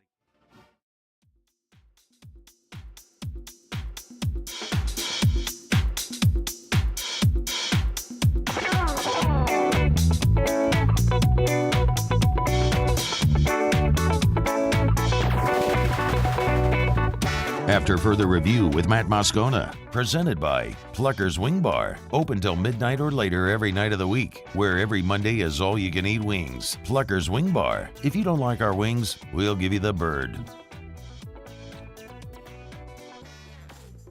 Spending a couple of weeks here checking in on all of LSU's SEC opponents, see how fall camp is coming along. Only 2 spots left. Tomorrow we'll be in Como to visit Missouri. Today we head over to College Station. It's where we find Carter Karels, who you might remember covered Notre Dame when Brian Kelly was there. Then last year spent a year covering Florida State, so we got to talk to him when LSU was preparing for the season opener against Florida State. And now he's covering Texas A&M for Gig 'em 247, so we get to talk to him about the Aggies. How are you, dude? I'm doing great. Thanks for having me. I guess I've probably got to cover a team next year that LSU's playing. So LSU opens. Keep it going. LSU opens in Vegas against USC, and UCLA comes to Baton Rouge. So I think you should go move out to LA next year. That sounds like a plan to me. Tell your editor at Gig 'em 247 that you got that plan first, though, bro. Don't spring it on. By the way, we're all kidding here. All right, hey, when I look at A&M, I think we've all sort of just accepted that Connor Wegman is going to be the guy. But then you start to hear this Max Johnson talk like it might actually be a battle. Is it a quarterback battle, or is this Connor Wegman's job? I think it was a quarterback battle up until fairly recently in preseason camp. In the spring, they were about even for the very beginning of preseason camp, and when we watched their open practice, they were about even. And, I mean, you guys know it. Max Johnson is not a bad quarterback. I mean, I know LSU fans feel probably a lot better about Jaden Daniels than Max Johnson, and deservedly so, but you know, you could see Max Johnson starting for a lot of Power 5 schools. So, you know, it's not like he's a scrub or anything. But, you know, Connor Wegman going into his second year in college still had a lot of development, still had a lot to learn about, obviously a new offense under Bobby Petrino. And so I think it took him a bit to separate and become the guy he's supposed to be. And he's still in that process. But from what we've heard about their closed scrimmage last Saturday and, the last handful of practices, I think he's begun to separate himself, and wouldn't be surprised if Jimbo announces him as the starter pretty soon. Okay, so you did mention, by the way, the other buzzword or buzz name, Bobby Petrino. How in the world is that going so far? Yeah, it's been fun to follow this offseason. There's like some people who think he's going to completely change A&M for the better, and there's other people who think that him and Jimbo will be fighting at halftime against Miami. So there's kind of been all over the place. And what we've seen so far is Jimbo has really taken a step back.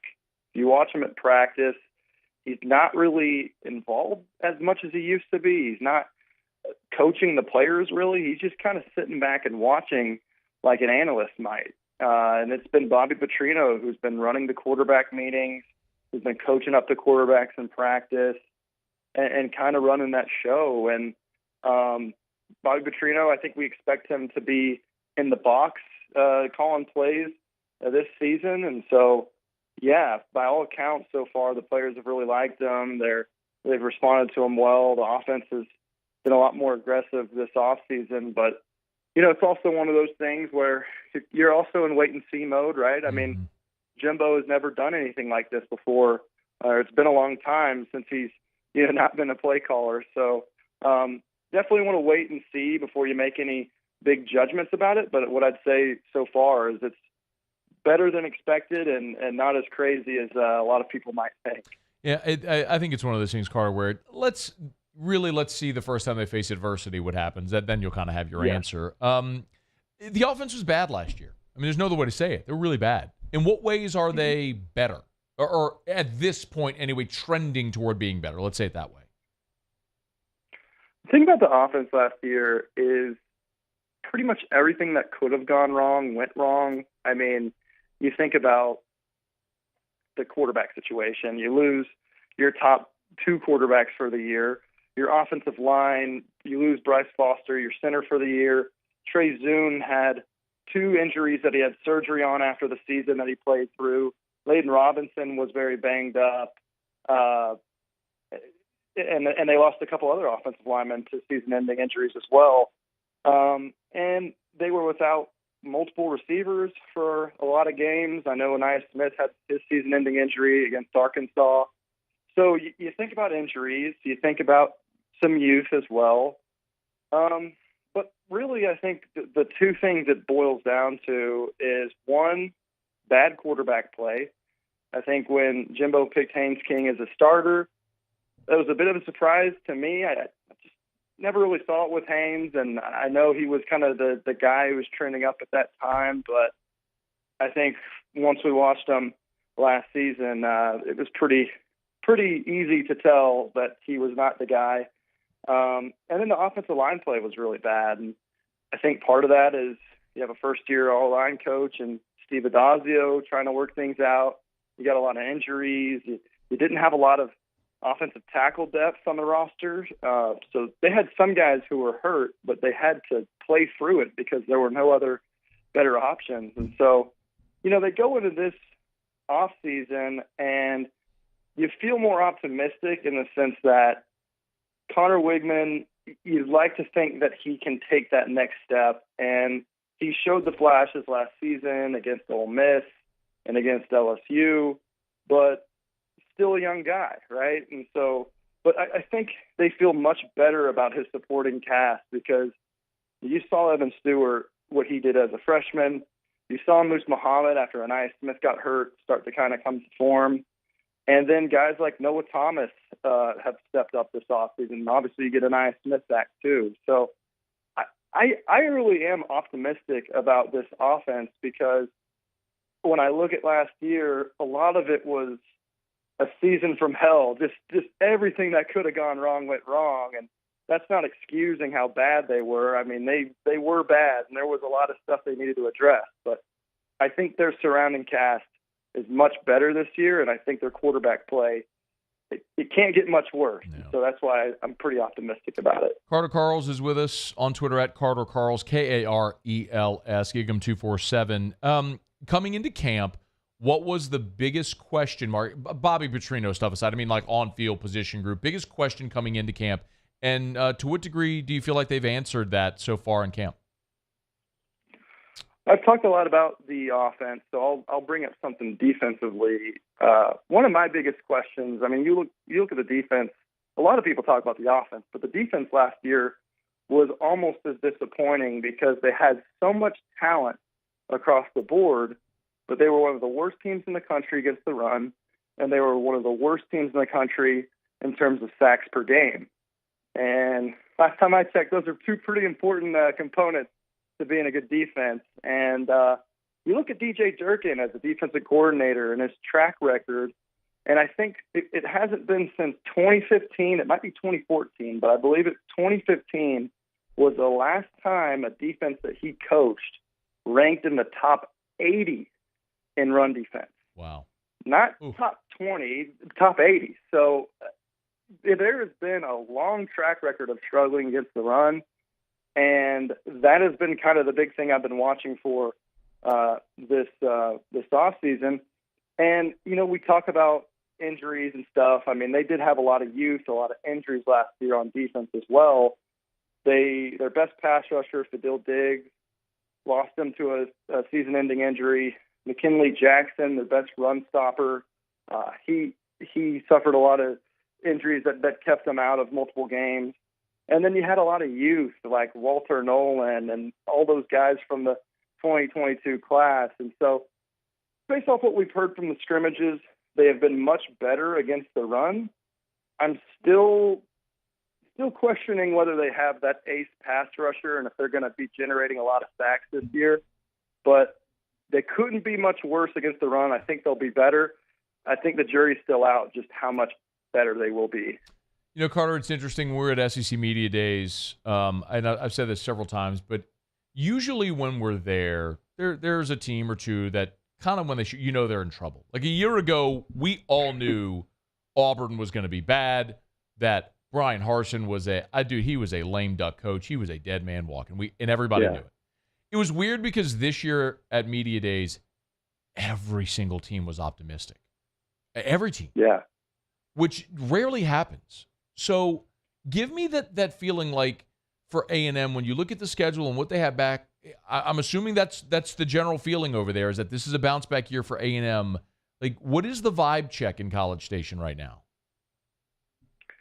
It's optimistic, but I do think there's some caution, right? I think there's still this uncertainty of what's going to happen, but I do think that a lot of where that optimism is coming from is, I think Alabama, I'm not so sure how good they're going to be this year. I mean, I think they've got a problem at quarterback. I'm not very sold on both of their coordinators, and it sounds like they're going to kind of roll back the clock and become this run-heavy offense. So, you know, when you look at Bama and you say, hey, there's not going to be this one team dominating the SEC West, you buy into more of the notion that they have a chance. But, you know, I've predicted LSU to win the West. I think they're pretty considerably the best team in the West. I think they'll beat Bama. I actually think Florida State may beat LSU, but then after that, LSU will run the table. And I think about A&M, they've got to play at LSU and at Tennessee. I think that's going to be really difficult for them.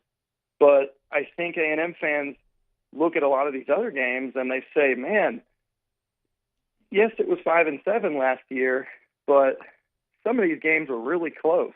You know, if they just averaged like 5 more points a game, they're maybe 9-3 or 10-2. If their offense is just average, they're a much better team. And so, I mean, I'm not fully buying into that because there was also some games that they won that maybe they shouldn't. I mean, the Miami game and the Arkansas games, I thought A&M, you know, it wasn't like they were spectacular against either of those teams, and they won those by 1 score. But I think, yeah, a lot of it is everything that could have gone wrong went wrong last year. and they brought almost all of their production back from last year.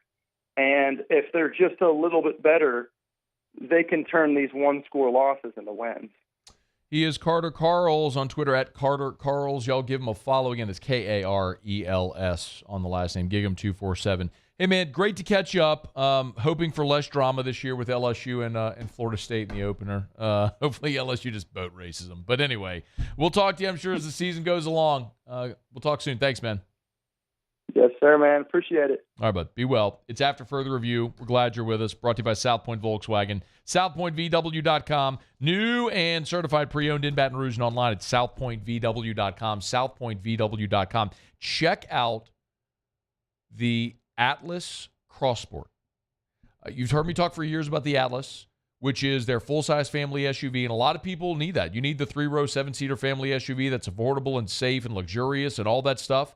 They got it. Great German engineering, manufactured in Chattanooga at their Tennessee plant, so you're supporting American jobs as well, supporting our American economy while getting the great German engineering, all the safety features. It's the best of both worlds. The Crossport is what I drive now. It eliminates the third row. So it's a 5-seater, little sleeker on the back end. All the luxury features and everything in the front is gorgeous. Check it out. You could drive one right now for, look, the Tiguan is 1.9% APR. The Atlas, 3.9% APR for 72 months. Great deals always. You can shop them online. The Crossport, 3.9% APR for 72 months. Great deals. Louisiana's largest volume Volkswagen dealer is South Point Volkswagen. Airline just north of Highland or southpointvw.com. South Point Volkswagen. What's your direction? So whenever our buddy Chris Marler from Saturday Down South at Media Days was doing, he does these kind of random funny videos, and he ran around and sort of with a phone and asked everybody, asked a dozen media members or so, okay, what's your one bold prediction for this football season? He did it as a mashup, and he asked me to participate. So I did, and so I said, what was your bold prediction? Keep in mind, this is a bold prediction. It's not like, hey, Georgia wins the East. What's a bold prediction? Step out on a limb. And so I said Jimbo Fisher gets fired. And all the stuff about A&M being better, listen, we watched LSU in 2020 go 5-5. And every one of us lined up and excused it. Well, there was the pandemic, and you had injuries, and you rolled through 3 quarterbacks, and there was all the things. Jamar Chase opted out, and then Stingley got hurt and opted out. It was all the things. Excuse. And I understood giving LSU the benefit of the doubt because they were a year removed from a national championship, and you had a global pandemic and all the stuff. So it's like, well, give them a chance to see if they could fix it. And they couldn't fix it. And Ed got fired. I'm looking at Jimbo through the same lens. They were 5-7 a year ago, and but for the performance they had against LSU, they'd have been staring at 4-8. But they went out and beat LSU, fair and square, dominated that football game. They got to go to Miami. They get Auburn at home, Arkansas at a neutral site, of course. Then they get Bama. Tennessee rotates on. That's in Knoxville. They got to play South Carolina, although they get that at home. They got to go to Ole Miss in November when Lane's probably going to have that thing going pretty good offensively. They get Mississippi State at home. They play Abilene Christian. They have to go to LSU. I mean, your road games at Miami, at Tennessee, at Ole Miss, at LSU, and your neutral site against Arkansas. I mean, 5 of your 12 games are away from College Station. And of your 7 home games, New Mexico, ULM, and Abilene Christian are 3 of them. I mean, that's 3 wins for sure. But what you could do at home against Auburn, Arkansas, Alabama, South Carolina. You go 2-2 in those games. You split those, go 2-2. And you lose at LSU, at Tennessee. Best you are is 8-4. Drop a game against Miami, South Carolina, or Ole Miss, or Arkansas. You're a 7-5 football team. I say it all the time. Fewest questions, manageable schedule. A&M's got a ton of questions, starting with, are you any good at quarterback? And a brutal schedule. Why would I be high on them? I'm not. Maybe they'll surprise me. It happens every year. You have teams that surprise. Maybe they will. But you talk about who has earned the benefit of the doubt. They have not. So no, I'm not high on A&M. I think they're a 8-4, 7-5 football team. And if they do fall onto 7-5, I think the really rich people in that organization are going to step up and say, that's enough. Get them out of here. All right, it's after further review. Well, now I got a quick break. Do some overrated, underrated. Muse will have Tigers and the pros. Plenty more for what Brian Kelly had to say meeting with reporters yesterday. Dennis Allen met with reporters down in New Orleans after Saints practice today. It's all coming up. We got a ton to do. It's football season. Stay here. AFR. Love telling you about Clegg's Nursery. Love telling you about great local businesses that have been invested in our community for a long time. Y'all, Clegg's has been around for 60 years. 60 years, man. Think about how many businesses have come and gone over 6 years, let alone 60. And the premise is easy. They're a Louisiana company based in Baton Rouge. They treat you great. They cater to our community. They got full greenhouses. They got great products, helpful people. You want to plant that fall vegetable garden? Clegg's has Johnny Naylor seeds. You want those fall bedding plants? Clegg's has got a greenhouse full of them. Greenhouses full of them. Anything you'd get at a True Value hardware store, you can get at Clegg's. Tell you every single day. Buy local, shop local. Bypass the big box store and support a great local business. That's Clegg's Nursery. Buy local, shop local at Clegg's Nursery.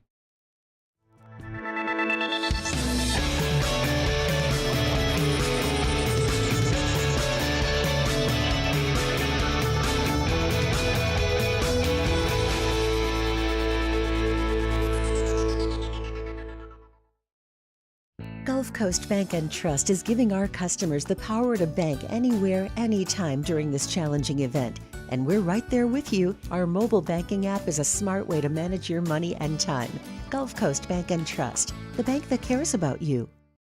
Hello, Samantha, dear, I hope you're feeling fine.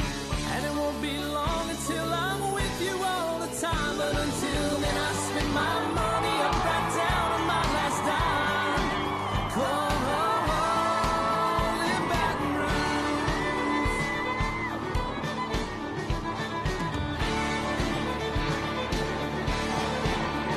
Operator, what you put me on through? Gotta send my love down the When is a taco more than just a taco? When it's Government Taco. Voted best tacos 3 years in a row by 225 Magazine, Government Taco puts the most delicious spin on tacos the capital area has ever seen. With creative combinations like the Magna Carrot, the Filibuster, or the Steak of the Union. Plus perfect tortilla chips paired with the best salsa and queso you've ever had. And happy hour every day from 3 to 6 p.m. and all day on Thursday. Government Taco, 5621 Government Street. I've been doing business with Luba for 25 years. They're dependable, trustworthy. It's just the attention to detail with our clients. Our folks have years and years of experience.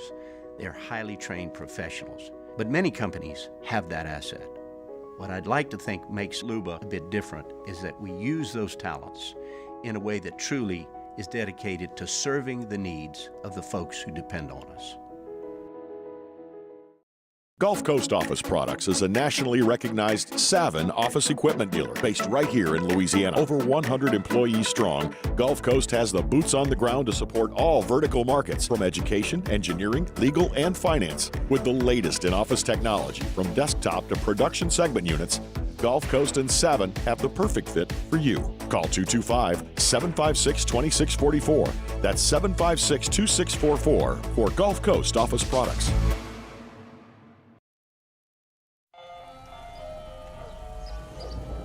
Hey there, little buddy. What's the matter? What's the matter? My windows, siding, and my door. That's what's the matter. Relief Windows can fix all of that. I got you. Pop, pop. What's up? Oh my gosh, look! Curb appeal.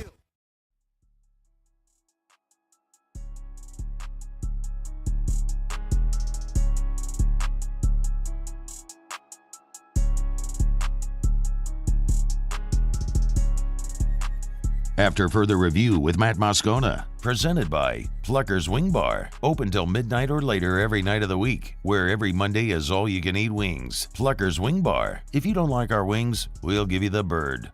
The Queen Baton Rouge invites you to a special, never-before-seen event in Baton Rouge. On Thursday, August the 24th, the Queen Baton Rouge presents a drone light show. Show begins just after 8:30 p.m. Come downtown or park anywhere close where you can have a clear view of the sky above River Road near the Capitol. Then after the show, head over at 9 p.m. when the doors officially open at the Queen Baton Rouge. You might have to fill a bit, Muse, signing up for a raffle at Ruckus. For what shoe? These SB Dunk lows. It's a special release. They're doing a raffle.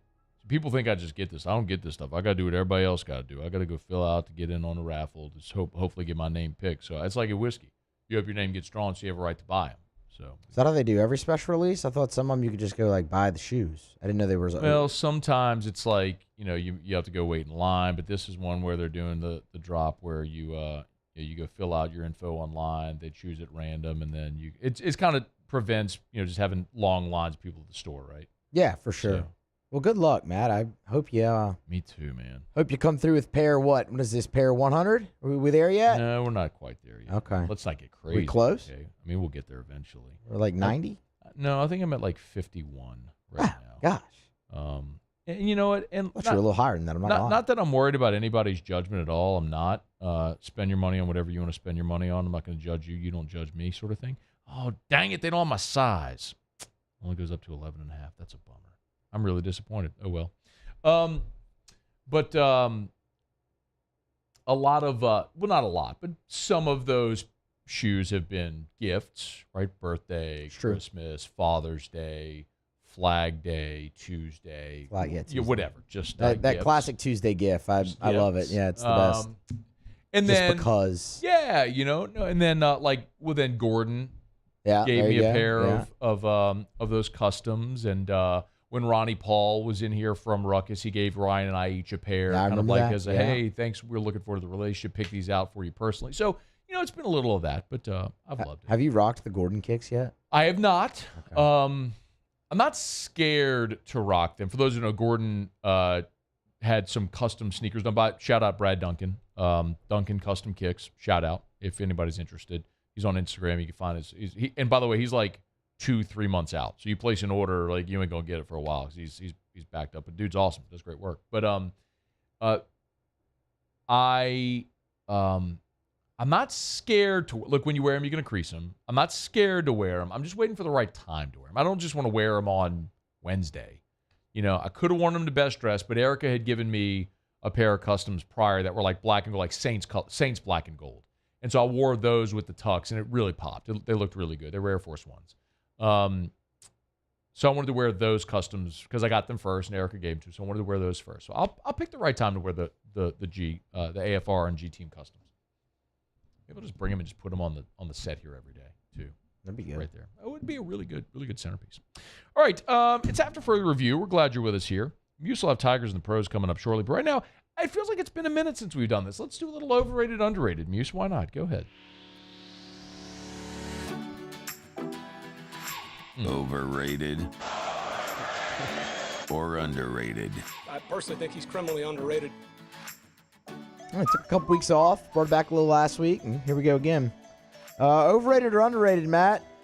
Popcorn. What do you feel about popcorn? So, I mean, I feel like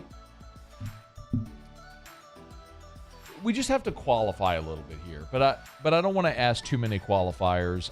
Popcorn, I'm just going to say, is overrated. I think it's something that everybody likes. You're at a movie, you grab popcorn. It's just an easy thing, easy snack, not terribly unhealthy for you. But I just think there's better options than popcorn. I don't know if given an option of 100 different things, anyone would gravitate to popcorn. I think it's something you do because it's there, and you feel like you do because you're at a movie, so you just get popcorn because it's a movie and a popcorn, right? It's what you do. Popcorn in a movie, I should say. But I just think popcorn's overrated. It gets stuck in your teeth, not super filling. Overrated on popcorn. I am that guy. I do not eat popcorn ever unless I'm at a movie, and I hardly ever go to the movie. That's kind of it, right? It's just not that good. I'm sorry, who's doing the segment? You or me? I'm just agreeing, And technically, both of us. Paulie loved it. Technically, both of us are doing the segment in a way. Oh, I mean, I lob the questions. Yeah, you lob the questions, and I give opinions. That's how this works. You know, look, sometimes a follow-up's not bad. And whenever Overrated or underrated, when there's a Steve moderator, Harvey. when there's a moderator at a debate, nobody's asking the moderator what his policies would be. You're asking the candidates. And that moderator's always like, hey, it's not your turn. It's not your turn. Right. You're moderating the debate. You're not giving an opinion. You said Steve Harvey? Steve Harvey, overrated or underrated? Underrated. You know how I feel. When you are a chameleon, when you have a vast set of skills, Steve Harvey is mostly known as a comedian, which, yes, absolutely, he's done stand-up, Kings of Comedy, he's done Family Feud, he's got Judge Steve Harvey now, he has been in movies, he has done motivational speaking, he is an investor. Steve Harvey, if you are not familiar with the vast amount of tentacles, irons that Steve Harvey has in the proverbial fire, look them up. Steve Harvey is wildly underrated. Top 5 mustache of all time, too. Overrated. He's just the only guy that still rocks a mustache. But wouldn't you when it's that clean? Overrated or underrated? It's a thick mustache, too. Good, it's dude. really it's perfectly manicured. It is perfectly manicured. manicured. It is good. That is that. Overrated or underrated school band halftime shows? High school or college? Or just in general? In general. I think they're kind of one and the same, right? I think they're properly rated. Generally an opportunity for everybody to get up and go pee. People that love the band stick around and watch. Major hat tip to LSU. I think they've really dramatically upgraded their halftime shows in the last decade. But you know, they're what they are. If you know what you're getting, if you want to stay and watch it, you watch it. If you don't, you get up and go pee and get yourself a Coke. It's overrated or underrated? AFR. I'm glad you're hanging out here. Brought to you by Traction. TractionSports.com. TractionSports.com. Traction, where champions are made. I got a message yesterday from a listener who said, hey, would Traction work on speed skills for my 9-year-old? Listen, if you want to start your child with sport-specific training at that age, absolutely. And listen, the great thing about Traction's trainers is they'll know exactly what to do for that young athlete in whatever sport at whatever age. Like, there's a certain point where you start using resistance training. Sometimes it's just form, and there's a lot of different things. My point is, professional athletes from all over the country come to Traction to train. Guys come to Traction for their combine prep. They train at Traction. Guys in their off season, they train at Traction. High school athletes train at Traction. So if your son or daughter, no matter what sport it is, you want sport-specific small group training, you can get it with the Traction memberships. Learn more at TractionSports.com, TractionSports.com. Traction, where champions are made. All right, y'all, it is After Further Review. We're glad you're hanging out with us here. Brian Kelly met with reporters yesterday after practice. If you weren't here at the start of the show, we went over Brian Kelly giving an update on injury update. Great news, Sage Ryan was back at practice. Also kind of downplayed the day Caleb Jackson had in the scrimmage on Saturday. After the top of the hour, we'll let you hear a little bit more from Brian Kelly, including his thoughts on Lance Hurd pushing for a starting job on that offensive line. So we'll get to that again coming up after SportsCenter. We'll not got a break. Come back. When we come back, Muso will have Tigers in the Pros. Stay here.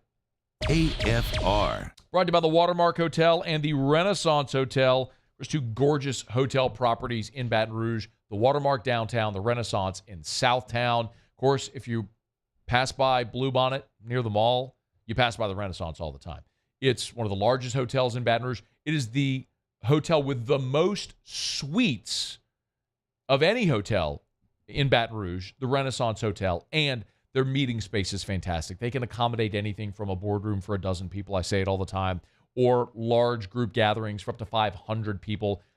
The LSU football team, Friday nights in the fall, they stay at the Renaissance Hotel. So start making plans. Go have dinner at Tallulah inside the Renaissance. Maybe see some of the Tigers through the lobby there the night before the game. It's an awesome spot to be at the Renaissance. Tallulah, great dining, indoor-outdoor bar area, great flow, and they can always host your meeting at the Renaissance Hotel on Bluebonnet in Baton Rouge. Call today, the Renaissance Hotel. I'm Chris Nakamoto, and here's what I'm working on for my stories on WBRZ Channel 2 tonight. Hundreds of wildfires burning across the state in the relentless heat wave. The governor warning of the potential for tragedy. We'll tell you what the state is doing and what concerns they have as this excessive drought continues. I'm Chris Nakamoto from WBRZ. Watch more tonight on WBRZ Channel 2.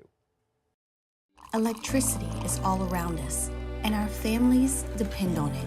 Every day is sparked by the power of a cold drink or a warm meal, a movie night, and a comforting light at the end of a dark hallway. From sunrise to sunset, playtime to bedtime, our team is ready to take care of your electrical needs. Even in the case of an after-hours emergency, the light in your life shines brighter with Mr. Electric. Follow us on Twitter at 1045ESPN to cast your vote in the Citizens Bank and Trust Poll of the Day. Vote daily inside Off the Bench, live at lunch on Palmer. And after further review, Citizens Bank and Trust brings you the Poll of the Day via Twitter at 1045ESPN. At Corvell Toyota in Opelousas, you can lease a new Toyota 4Runner for $489 per month. That's right, you can get a brand new Toyota 4Runner for only $489 per month. So come on down to Happy Town. That's Corvell Toyota in Opelousas, Happy Town, USA. I've been doing business with Luba for 25 years. They're dependable, trustworthy. It's just the attention to detail with our clients. Our folks have years and years of experience. They're highly trained professionals, but many companies have that asset. What I'd like to think makes Luba a bit different is that we use those talents in a way that truly is dedicated to serving the needs of the folks who depend on us. It was a humid day, barefoot children play, looking for that summer shade. Time just slips away. Oh, Louisiana, some kind of hold on me. Like cypress stumps, your roots are planted deep inside of me. Dylan Cruz here to tell you about Six Rings Baseball and Softball Camp. If you live on the North Shore and play ball, go to Six Rings Camps with former LSU assistant coach Dan Canaveri. His knowledge is second to none, and your child will improve and have fun doing it. Camps were held at Coquille Park and Six Rings Academy in Covington with 4 sessions over the summer. Full day and morning only sessions are available from ages 7 to 13. Go to sixringsbaseball.com or call 985-206-9096. Learn the game to love the game. There it is.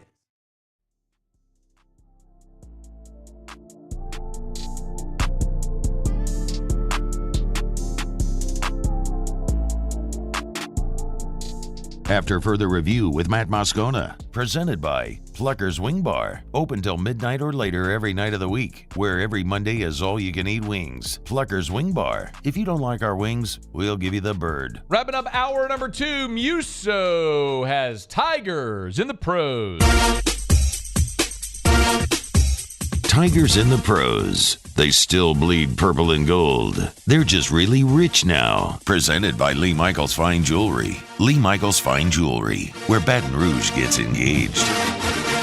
Quick update from the NFL. DJ Chark left Panthers camp today with a hamstring per Adam Schefter. We'll keep you updated on that. To Major League Baseball, Alex Bregman last night, not quite the day he had on Monday night, but 1 for 4 for Bregman. Scored a couple runs and drew a walk in the ballgame. The one hit, curious, was a single. We'll move to minor league baseball, and we will start with Todd Peterson. Todd Peterson. Todd Peterson last night for the Wilmington Blue Rocks. 1 shutout inning of work. In fact, he was perfect. No hits, no runs, no walks, and a couple punch-outs for the man, the myth, the legend, Todd Peterson. Todd Peterson. So good. Alex Bregman made his debut. No. No. Dylan Cruz made his debut in Double-A baseball last night for the Harrisburg Senators. Got his first hit. Served a single to right center field. Oppo for Cruz. What a surprise. 1 for 1 on the night. Runs scored and an RBI. Walked a couple times. Dylan Cruz, who hit .385 in 15 games, combined rookie and Double-A, is now hitting 1,000 through one game in Double-A baseball. Because, of course, he is. What are they doing? I just, wasting everybody's time, Matt. Jacob Berry last night. Jacob Berry. 2 for 5 for Pensacola. Barry with a double, his 4th double in his Double-A career. Average holding steady at 255. Also drove in a run and scored a run of his own. Andrew Stevenson, really solid night for the St. Paul Saints. 2 for 5, a double, but the big blow, his 16th home run, led off the ball game in the first inning. Opposite field shot for Stevenson. Tied a career high as well with those 16 home runs. Drove in a run, scored a run, as you might think. Didn't look like he got all of it. It didn't. But, I mean, you didn't really see the oppo power from him flash at LSU much. That's definitely come along in the pro career there. A little inside-out job. Yeah, pretty nice. Speaking of pretty nice, Jake Slaughter might have hit one of the longest home runs we've ever had on Tigers in the pros. 2 for 5. Of course, the big blow, as I just mentioned, his 20th home run, a 3-run shot in the first inning. If you're watching, this ballpark has a berm, a sidewalk, a fence, and the street. The ball went on the street. Like, look at the kids. They run to the wall and just stop because he hit it onto the street. You're going to run out of time. I am. It's worth it, though. He hit it on the street, 428 feet. Oh, my God. Mondo Duplantis vaulted really high and is going to the World Championship Finals on Saturday. That's Tigers in the pros. Presented by Lee Michael. It was worth it. Presented by Lee Michael's Fine Jewelry. Hour 3's next. AFR. All right, as we put a button here on, he hit the crap out of that ball. Brought to you by Shaw Bills. You know what all those cars driving by on that street? When Jake Slaughter hit the ball onto the street and punctured your tire and you need new tires, you know where to go? You go to Shaw Bills. ShawBillsTire.com. ShawBillsTire.com. Why? Because at Shaw Bills, they'll always sell you name brand tires at wholesale prices. That's the best tires on the road for the cheapest price possible. They got the Shaw Bills price match guarantee. So whenever you go to Shaw Bills, look, you buy tires at Shaw Bills somewhere along the way, you find them for cheaper, they will beat that price at Shaw Bills. Of course, they always guarantee you the Shaw Bills customer bill of rights. It's benefits that you deserve as a customer of Shaw Bills that they always hold true to. If you are thinking about a job as well, you want a career instead of a job with the best benefits in the industry, that's Shaw Bills. For more than 50 years. Shaw Bills, where we keep you rolling.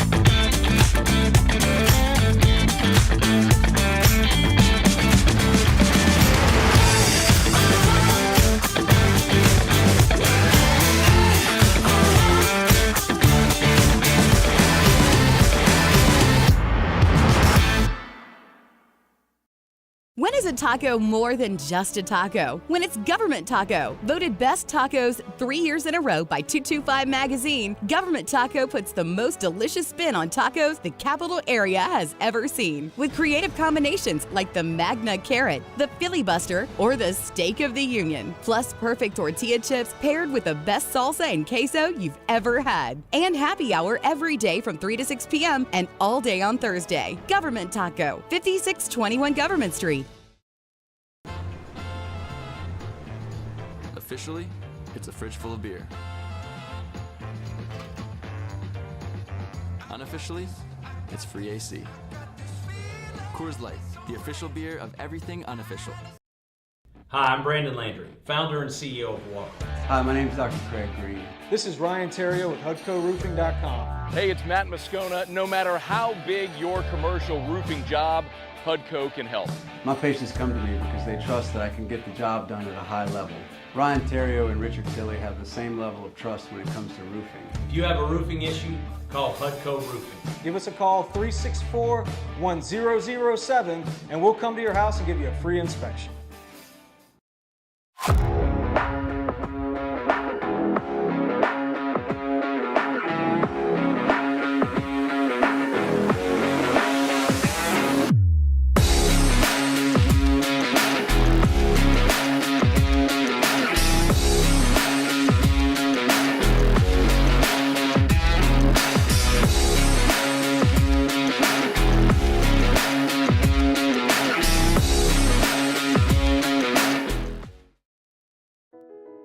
I've been doing business with Luba for 25 years. They're dependable, trustworthy. It's just the attention to detail with our clients. Our folks have years and years of experience. They're highly trained professionals. But many companies have that asset.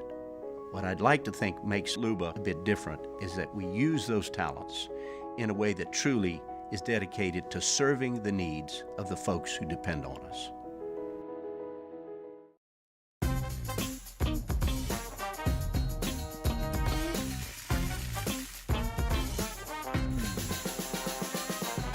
The best kept secret in town is out. Discover Tallulah at the Renaissance Hotel on Bluebonnet.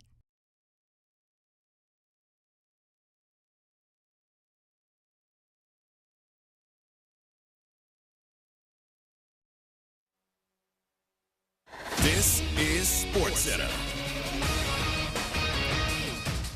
I'm Christine Lisi. Angels megastar Shohei Ohtani hit his MLB-leading 44th home run of the season. First inning, today's doubleheader. Second inning, removed as pitcher and DH due to arm fatigue. Cincinnati leads L.A. 4-3 top six. White Sox snap the Mariners' 8-game winning streak, 5-4-10. NHL Maple Leafs reached a 4-year, $53 million extension with star center Austin Matthews. NFL, according to Chiefs coach Andy Reid, there's been no communication with star defensive tackle Chris Jones. Whatever happens, the game goes on. Jones hinted on social media he's willing to continue his holdout until Week 8.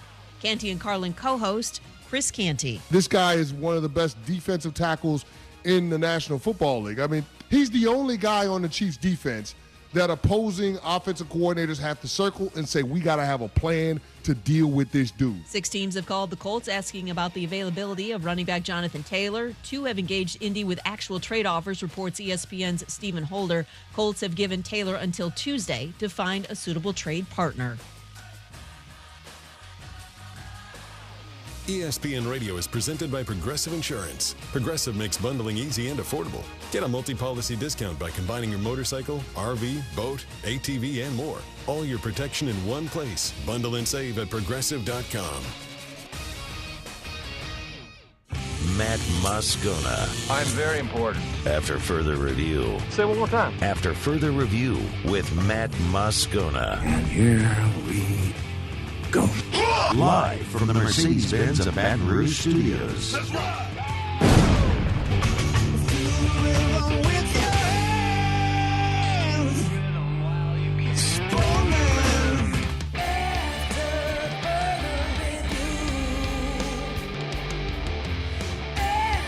Hour 3, off we go. Welcome aboard. Glad you're with us. It's AFR presented by Pluckers. I'm Matt.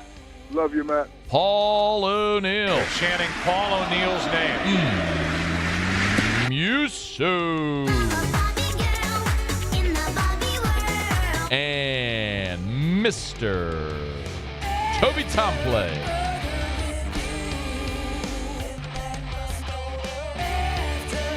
All right, we're here. Glad you are as well. 5 o'clock quitting time. Glad you are driving home with us. Oh, by the way, it's hump day.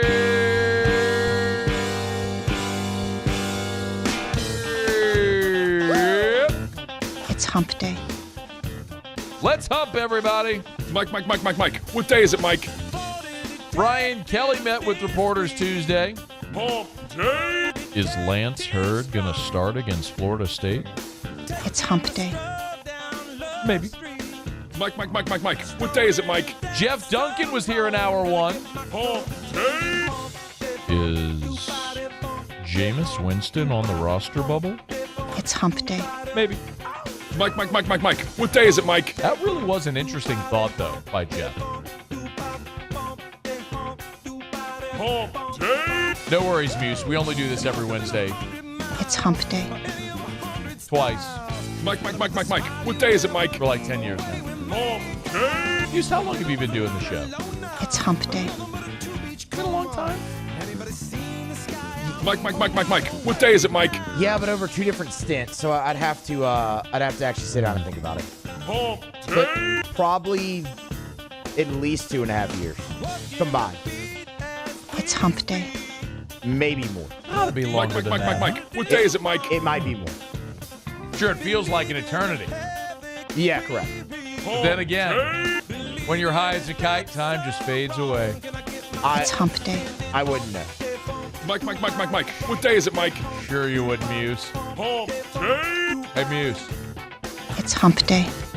Sure you would. Yeah, no, I wouldn't know. Mike. What day is it, Mike? I'm winking for those listening on radio. Can't see me. Hump day. All right, let's get to it here. I do want to circle back. Dennis Allen met with reporters today after practice. And I do want to circle back to something that Jeff Duncan said. By the way, I'm not like being salacious here. I'm not trying to like throw something out there to be all provocative. Jeff Duncan was with us in hour one. Great conversation, always is with Jeff. But he kind of threw out the possibility of like Jameis Winston not making the roster. Again, like he didn't say it was probable, but the reason he gave to that being a decision, at least a conversation piece internally, was really interesting. So I'll revisit that. We'll hear what Dennis Allen had to say after practice today. It's coming up here in about 10 minutes. So LSU was back on the practice field on Tuesday, and Brian Kelly met with reporters after practice. The great news for LSU, Sage Ryan and all the running backs are healthy. They were back at practice, so LSU's got about as close to a full deck as you could have here inside of 2 weeks away from the opener against Florida State. The only injury, a real injury, is J.K. Johnson with the broken leg, who's going to miss the Florida State game and presumably much, much more than that. But other than that, LSU appears really healthy, which is fantastic news with, a few more practices to go before you get into game week. So knock on for Micah, keep everybody healthy. That's a great thing. Brian Kelly did also, when he met with reporters, he was asked sort of what he got out of that scrimmage. And remember, it was the final day of fall camp, the final full-scale scrimmage. It's the last chance really to see a live go in a real game-like setting before you play Florida State. Here was Brian Kelly's answer on what he got out of that scrimmage on Saturday. Overall, what we were looking for more than anything else was, who are the guys that need to be developed to be guys to count on? And who are the guys that are not ready to be counted on yet that need more time to develop? This was much more about finding out defensively, who else can we get on the field at the jack position? Is Whit Weeks getting closer to playing? Can Stamps hold up at corner? And all those became positive for us. And so I think we were looking for those kinds of answers. And then on the other side, who needs more work? Who needs to continue to develop? And I think that's kind of, how we looked at the scrimmage. I thought the three things he mentioned there, pretty fascinating. Jack linebacker. Not something we've talked a ton about because your starter there is Ovie Ogofu. That's a given, no consideration otherwise. And we've really seen Braden Swinson play pretty well, in the access we've had behind Ovie Ogofu. Now, what's after that? That's a big question. Maybe that's what he's alluding to there. The fact that he said Whit Weeks by name, listen, when we talked about the 5 impact freshmen, one of the names I gave you, right? We saw 2 named by On 3's preseason freshman All-America, Lance Hurd and Kamorian Pimpton. And I've told you, I get why everyone's infatuated with Kamorian Pimpton, but the coaching staff loves Mac Markway. He is more the prototype of the hand-in-the-dirt, inline tight end, the prototypical tight end, whereas Mason Taylor is your pass catcher. Kamorian Pimpton ain't passing up Mason Taylor, and he's a different style player than Mac Markway. You're paying attention to the wrong tight end. But one of the guys that I mentioned was Whit Weeks, because talk to anybody around LSU, they love Whit Weeks. He's going to be a special player here, and he's on every special teams unit already. And when the twos ran out there, it was West Weeks and Whit Weeks at linebacker, which is cool to see the brothers side by side, but they love Whit Weeks. So, hey, does 40 belong? Can he be part of a rotation? Interesting to hear Brian Kelly say that. And then, obviously, the Ashton Stamps question. He has rapidly accelerated through this fall camp, in part because of Denver Harris playing third team and missing part of camp, and J.K. Johnson's injury. So you've got your 2 starters, which we appear right now to be your 2 starters, with Zy Alexander, Deuce Chestnut. Well, they're running Sage Ryan at cornerback, clearly looking for depth and options there, because next up is LaTerrence Welch and Ashton Stamps. So who do you trust? Every time we see them go dime or nickel, meaning 5 or 6 defensive backs, they ain't adding cornerbacks on the field. They're adding safeties on the field because they just feel like they got more bodies there. with Greg Brooks and Sage Ryan and Andre Sam. They feel like that's a better option than adding cornerbacks because they don't feel like they have many of them. So interesting that those are the positions that BK mentioned. Now, something else he talked about, which was one of the other big takeaways from the scrimmage, was seeing Lance Hurd run out there with the first team. Here was Brian Kelly talking about Hurd's development so far in fall camp. Well, he certainly has developed the understanding of the offense in itself, from terminology to technique to, it's college football. He's going to, there are guys he went against last year that, quite frankly, there was mismatches, maybe 80% of the time, 90% of the time, maybe 99% of the time. So now he's going up against Savion Jones, and he's going up against some pretty impressive football players. So that's a whole new thing for him to deal with. So the rigors of that, right? Each and every day. Obviously, the physicality is different from high school to college. Lance Hurd ain't struggling with the physicality. Like, he's a big old strong dude. That ain't a problem. The question really is, at this point, is Lance Hurd competing or pushing for a starting job? Here's what Brian Kelly said. He's a guy that, we're giving, reps to. He's we got to find the best 5 guys. And then the next is the 6th and 7th. So he's in the mix, and he's out there competing hard. I love it.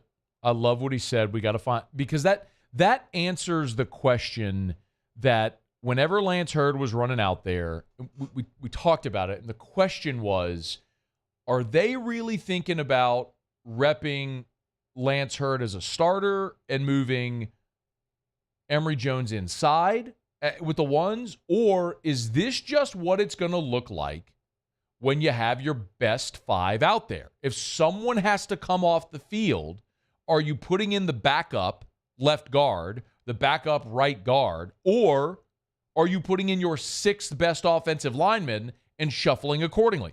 That's Brian Kelly telling you that. We got to get our 5 best out there. So it's not, and I keep using this example because it's just the most glaring one. If something were to happen to Will Campbell at left tackle, God forbid, because I think he's indispensable, because you don't have, like, your backup there is Bo Bordelon. Do you put Bo Bordelon in at left tackle, or do you move Emory Jones to left and Lance Hurd plays right? Or something along, I don't know, something along those lines. That's probably a more likely scenario. So that was interesting to hear Brian Kelly say it like that as well when talking about Lance Hurd. One more, because I know a lot of people have asked also, and I get asked all the time, so you've thought it at some point throughout this camp. Has Jaden Daniels opened up the offense? Are they taking more shots downfield? Are they being more explosive? Brian Kelly kind of tap danced around that one on Tuesday. It could be, making sure that you get the ball into the hands of your dynamic playmakers, and tactically, setting it up as such that they touch the ball enough that you can get explosive plays out of them. And sometimes, I remember, looking at, Alabama's offense in 2020, and their receivers weren't necessarily always pushing the ball down the field. It was just flipping the ball out on the perimeter, and they were turning them into explosive plays. So, explosive plays to me certainly are about pushing the ball down the field, but it's also about getting the ball into your playmaker's hand. Hello, Aaron Anderson. And he's right. I mean, look, it's one of the things that Mike Denbrock has said when he met with reporters. It was about getting our guys the ball facing forward instead of coming back to the ball. A lot of that's just the skill set you had. Look at the screen they threw to Caleb Jackson that went for 75 yards. Case in point.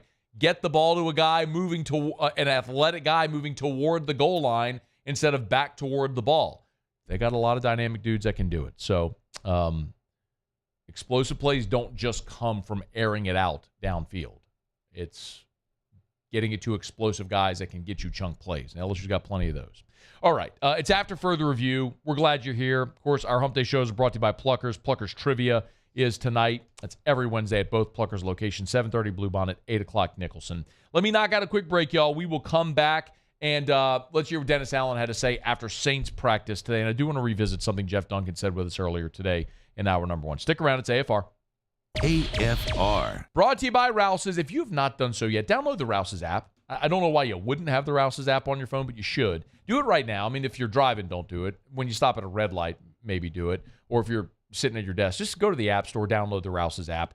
It's so easy. You can get the weekly specials, the weekly ad there on the Rouse's app. Also, I tell you all the time about the delivery and pickup option. So they make this so easy. You go to the delivery and pickup options right there. Pick out the items you want. Your personal shopper will go pick out your items for you. When you pull up into one of the designated parking spaces, they bring your groceries out to you. So it saves you time. If you don't have 20 minutes, an hour to go spend at the store, Rouse's helps you out with it. They can also deliver it to your home. It's easy. It's Rouse's. Look for the Rouse's branded products as well. The official supermarket of the New Orleans Saints, a great Louisiana company. It's Rouse's, helping you make groceries for more than 60 years. Rouse's, this feels like home. Bayou Ford has $8,000 off MSRP, plus 1.9% financing on new 23 Ford F-150 XLT trucks, along with Bayou Ford's 1 million-mile warranty. The crew at Bayou Ford is going to do right by you. The world's leaders in obesity research, obesity medicine, and obesity science are right here. We're doing something that no one's ever done, or trying to answer a question that no one's ever asked before. Pennington is a real jewel when it comes to research. We are finding the solutions to the world's worst chronic disease, which is obesity. Louisiana needs Pennington Biomedical. When is a taco more than just a taco? When it's Government Taco. Voted best tacos 3 years in a row by 225 Magazine, Government Taco puts the most delicious spin on tacos the capital area has ever seen. With creative combinations like the Magna Carrot, the Filibuster, or the Steak of the Union. Plus perfect tortilla chips paired with the best salsa and queso you've ever had. And happy hour every day from 3 to 6 p.m. and all day on Thursday. Government Taco, 5621 Government Street. Gulf Coast Office Products is a nationally recognized Savin office equipment dealer based right here in Louisiana. Over 100 employees strong, Gulf Coast has the boots on the ground to support all vertical markets, from education, engineering, legal, and finance. With the latest in office technology, from desktop to production segment units, Gulf Coast and Savin have the perfect fit for you. Call 225-756-2644. That's 756-2644 for Gulf Coast Office Products.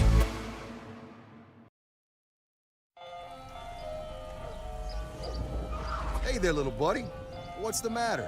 What's the matter? My windows, siding, and my door. That's what's the matter. Relief Windows can fix all of that. I got you. Pop, pop. What's up? Oh my gosh, look! Curb appeal. That's a good-looking neighborhood. ReliefWindows.com. Dylan Cruz here to tell you about Six Rings Baseball and Softball Camp. If you live on the North Shore and play ball, go to Six Rings Camps with former LSU assistant coach Dan Canaveri. His knowledge is second to none, and your child will improve and have fun doing it. Camps are held at Coquille Park and Six Rings Academy in Covington with 4 sessions over the summer. Full day and morning only sessions are available from ages 7 to 13. Go to sixringsbaseball.com or call 985-206-9096. Learn the game to love the game.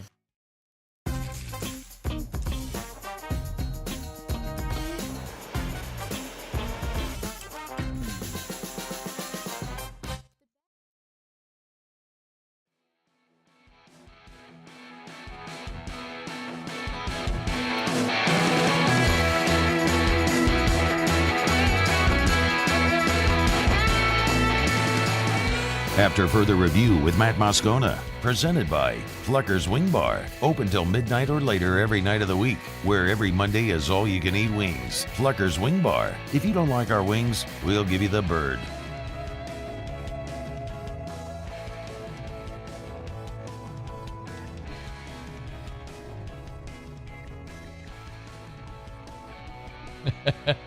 David Benoit on the text. You can always text the show on the 225-396-4400, 396-4400, 396-4400.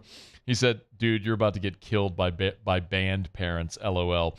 When we did Overrated, Underrated earlier, one of the ones Muse asked was, marching band halftime shows, overrated, underrated. I said, that's probably rated. It's just some people like it and they watch. Some people go pee and get popcorn and a Coke. And that, either way, I'm not super passionate about either one. I respect very much, very, very much the band, the work they put in, which is incredible, and what they provide for the atmosphere of a college football game.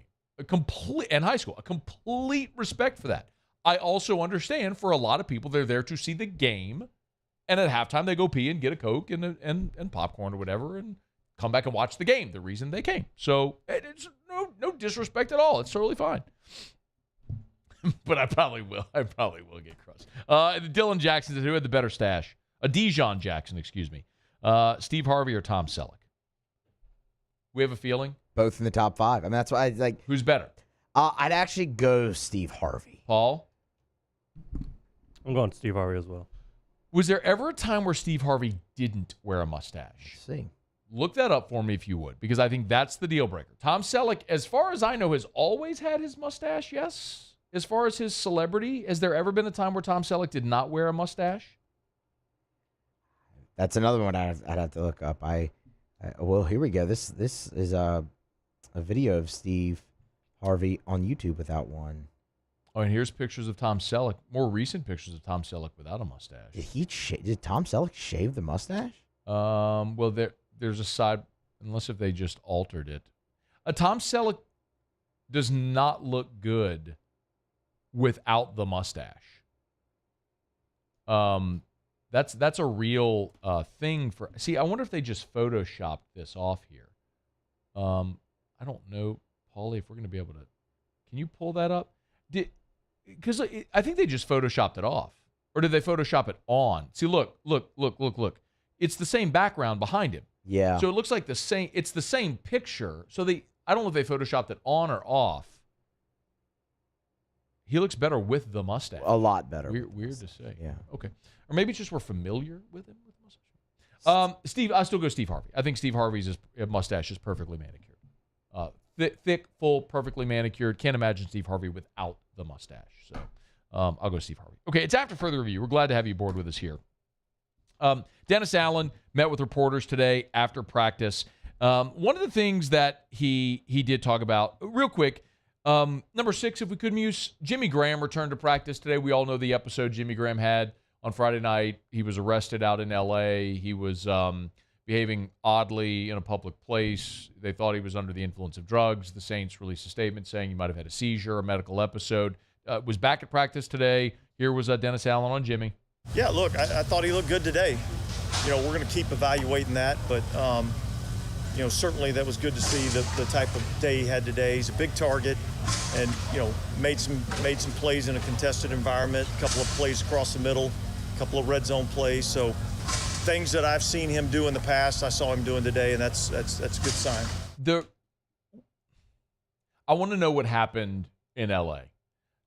Not just out of this isn't just sort of like morbid curiosity, but I think everyone has that component. But did Jimmy Graham have a medical episode because he has some type of condition that they need to discover what that is? Or did he have an episode that was onset by a substance he took? I do not know the answer. I am not trying to speculate or be reckless or careless in any respect. Please don't misunderstand me. I don't know the answer.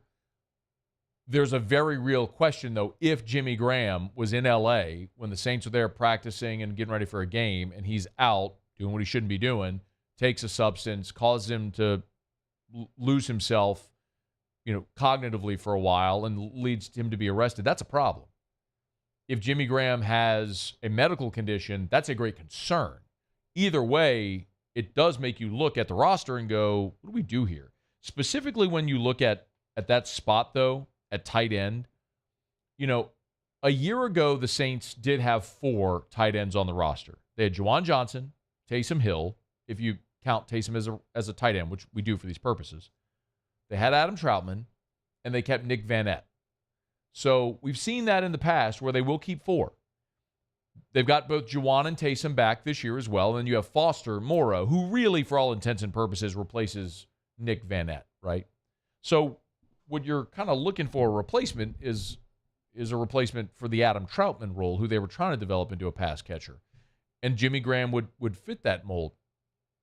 But this issue really calls into question whether or not he is a viable option for you. And then beyond that, what you do at quarterback also, if you keep a third quarterback, and I say if because it's something we're going to circle back to here just in a moment that Jeff Duncan brought up. If you keep a third quarterback, then you don't have the luxury of another roster spot somewhere. That extra offensive lineman, that defensive back that's a backup DB but also plays on every special team unit, the returner that's also a receiver.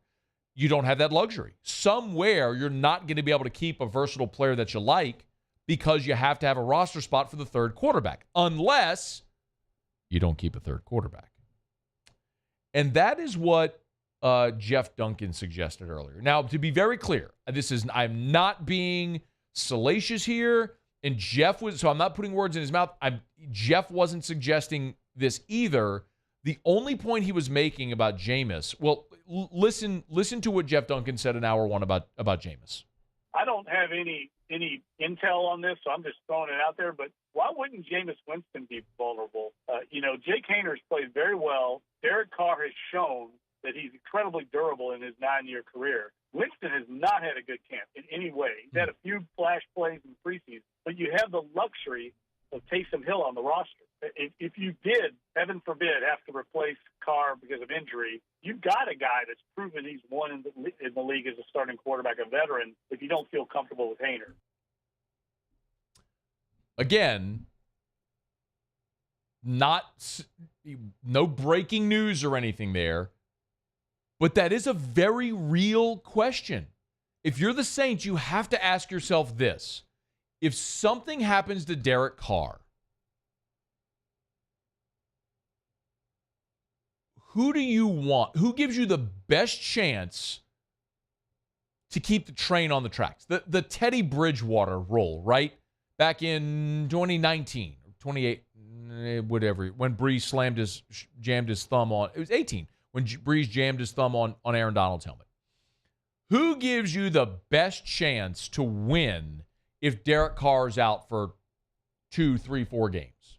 And maybe that answer is Jameis Winston. I think it is. That is the answer. But if you're weighing it, do you think Jake Haener has upside in the league? And if something, remember when Breeze got hurt, Jameis went in. He was the backup that week. Jameis went in the game. But then they prepared, that would have been in 21. Then they prepared Taysom to be the starter in the subsequent weeks. There's no reason you couldn't do the same thing. If you don't have Jameis on the roster, Jake Haener could be your backup quarterback. Something happens to Carr on a given Sunday. Jake Haener goes in. He's prepared all week to be the backup. And then after that, you prepare Taysom as your starting quarterback until Derek Carr can come back. Like, that's an option. We've seen him do it before. And that would free up a roster spot. Now, if you feel like Jameis is that indispensable because of his ability, he's been a starter in the past, he's thrown for 5,000 yards, he is undeniably a better starting quarterback, a more accomplished starting quarterback in the NFL than Taysom Hill or Jake Haener. That's not even debatable. So yes, he's a better option in that sense, but is it more valuable to have the extra roster spot instead of a just in case? It was a very interesting question brought up by Jeff Duncan. And when Dennis Allen was talking about, cutting down the roster, he was asked about, how they go about filling out, what they have said, how they go about filling out the roster as they get toward cutdowns. I think you're looking at the total picture in terms of the football team, and the individual position coaches typically are kind of looking at their position and what fits for their position and the roles within that particular group. Coordinators are looking at their side of the ball and how does it affect their side of the ball. Obviously, Riz is looking at special teams, and myself, Mickey, Michael, Kai, Jeff, we're all kind of looking at the whole totality of the team and how everything fits. Special teams is obviously a big part of that. Position groups are going to have your position coach have their say. He said a lot there without saying a damn thing, and I don't blame him for it. But, the closer you get, there are things that are a given. You know the guys that are roster locks. And you get to the point to ask the question of saying, who are roster spots 51, 52, 53, and what are you trying to accomplish with those spots? And maybe the way part of what has gauged my thinking on these conversations, as long as you and I have been having them, has been the thought that you are going to keep a third quarterback. And that is a disadvantage for a team because a third quarterback ain't going to play. So you have to reserve a coveted one of 53 roster spots for a player that is not going to play for you. You're basically just forfeiting a roster spot to protect a young asset for the future. Unless you don't have to. Because Taysom gives you that opportunity. It was interesting. It was a very interesting conversation with Jeff Duncan. Now, I think Jameis is going to make the team. And I think Hayner is going to make the team. But there are always surprises. And I'll say this now. You're going to hear me say it a lot over the next week plus. It's never that 53-man roster when they make the cutdowns. It's never the final 53. It's the first 53. Because the day they'll announce a 53-man roster, and the next day, maybe within hours, someone who makes the 53 is getting cut. Because they're going to look around at 31 other teams, see other guys that got cut and go, yep, I want him. And so they'll make a roster move to cut someone on their team and sign. So it's always the first 53. It's never the final 53. So keep that in mind as well. All right, we're brought to you by the Aesthetic Medicine and Anti-Aging Clinics of Louisiana. Bluebonnet in Baton Rouge, Ambassador, Caffrey, and Lafayette. And online at theantiagingclinics.com, theantiagingclinics.com. Love telling you about the Aesthetic Medicine and Anti-Aging Clinics of Louisiana because they help improve people's quality of life. Yes, they can help you look better. You want Botox or Brotox. You want laser hair removal. You want to do VeloShape, UltraShape, all the latest technology for fat burning, non-surgical, non-invasive fat burning and body contouring. They got it. They also got medical-grade supplements. They got hormone replacement therapy. Great options to have you look and feel your best. The Aesthetic Medicine and Anti-Aging Clinics of Louisiana, Baton Rouge, Lafayette, and online at theantiagingclinics.com, theantiagingclinics.com. Okay, y'all, it is after further review. We're glad to have you hanging out with us here. Muse will do a little Pluckers trivia when we come back. We've got Otter Locks in about 15 minutes from right now, so we'll see what the Otters got for us tonight. Hope you're having a great day, and we're glad to have you hanging on with us here. Stick around. We'll continue with some Pluckers trivia next. AFR. And, of course, being that it is a hump day, it is Pluckers Trivia Day with 2 locations. Nicholson, just south of campus, Bluebonnet, right in front of the Mall of Louisiana. Yes, school is back in, so you better believe trivia is going to be popping tonight at that Nicholson location. 7:30 Bluebonnet, 8 o'clock Nicholson. 7:30 Bluebonnet, 8 o'clock Nicholson. It's trivia, 5 rounds of live action trivia. Get on by, get your team together, test your knowledge. Remember, every team gets to spin the prize wheel. So even if you don't end up winning a round, every team gets to spin the prize wheel, get something. Pluckers gift card, Amazon gift card, other gifts and prizes from great local retailers. It's at Pluckers. 2 locations, Nicholson, Bluebonnet, dine-in, carry-out, or delivery. Of course, fantasy football is here with football season. You have your fantasy draft. Pluckers wants to host it. The commissioner always gets a Pluckers gift card for having the draft at Pluckers, and they'll give you a dedicated screen for you as well. It's at Pluckers. If you don't like our wings, we'll give you the bird.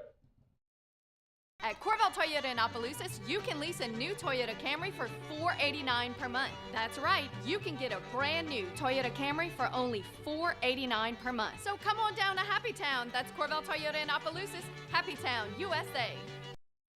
Gulf Coast Bank and Trust is giving our customers the power to bank anywhere, anytime during this challenging event. And we're right there with you. Our mobile banking app is a smart way to manage your money and time. Gulf Coast Bank and Trust, the bank that cares about you. The Windsor Senior Living Community in Mandeville, Louisiana is a beautiful, vibrant apartment community geared towards seniors. They are nestled right in the heart of Mandeville, where seniors live a more carefree lifestyle in spacious apartments with the peace of mind that comes from having a little extra help. Call the Windsor at 985-624-8040 to schedule a lunch and tour. Come see how the Windsor can be your passport to peace of mind. There it is, the extra mile. on the border of expected and extraordinary for those willing to go further, like vans customized for work or play, with safety and tech to keep you connected. Supported by a 5-star sales, service, and finance team, and backed by the 1-star you know. So go the extra mile. It's never crowded, because so few have what it takes to go there. Mercedes-Benz Vans. Dylan Cruz here to tell you about Six Rings Baseball and Softball Camp. If you live on the North Shore and play ball, go to Six Rings Camps with former LSU assistant coach Dan Canaveri. His knowledge is second to none, and your child will improve and have fun doing it. Camps were held at Coquille Park and Six Rings Academy in Covington with 4 sessions over the summer. Full day and morning only sessions are available from ages 7 to 13. Go to sixringsbaseball.com or call 985-206-9096. Learn the game to love the game.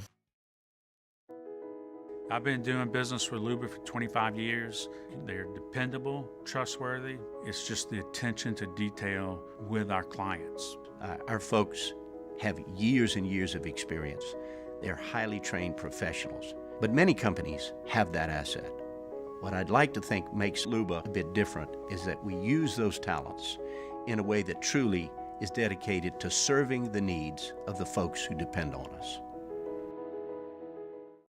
When is a taco more than just a taco? When it's Government Taco. Voted best tacos 3 years in a row by 225 Magazine, Government Taco puts the most delicious spin on tacos the capital area has ever seen. With creative combinations like the Magna Carrot, the Filibuster, or the Steak of the Union. Plus perfect tortilla chips paired with the best salsa and queso you've ever had. And happy hour every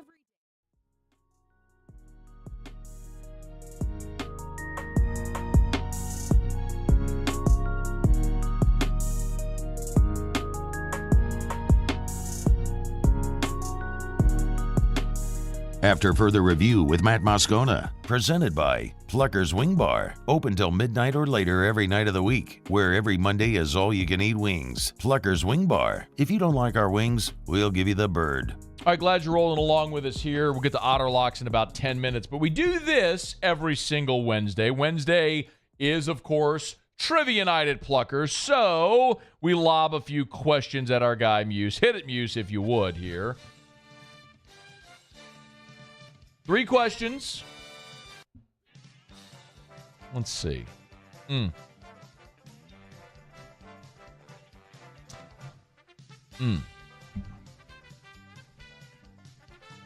right, Muse. You ready? As ready as I'll ever be. What's your forecast here on this today?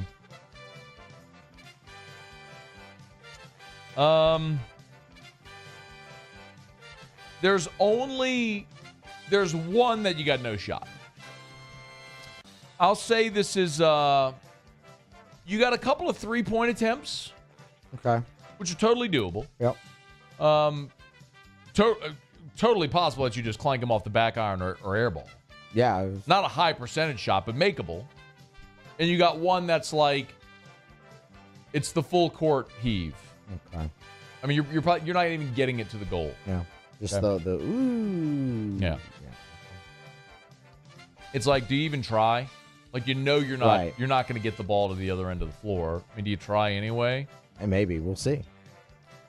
Okay, here we go. The Otter just texted.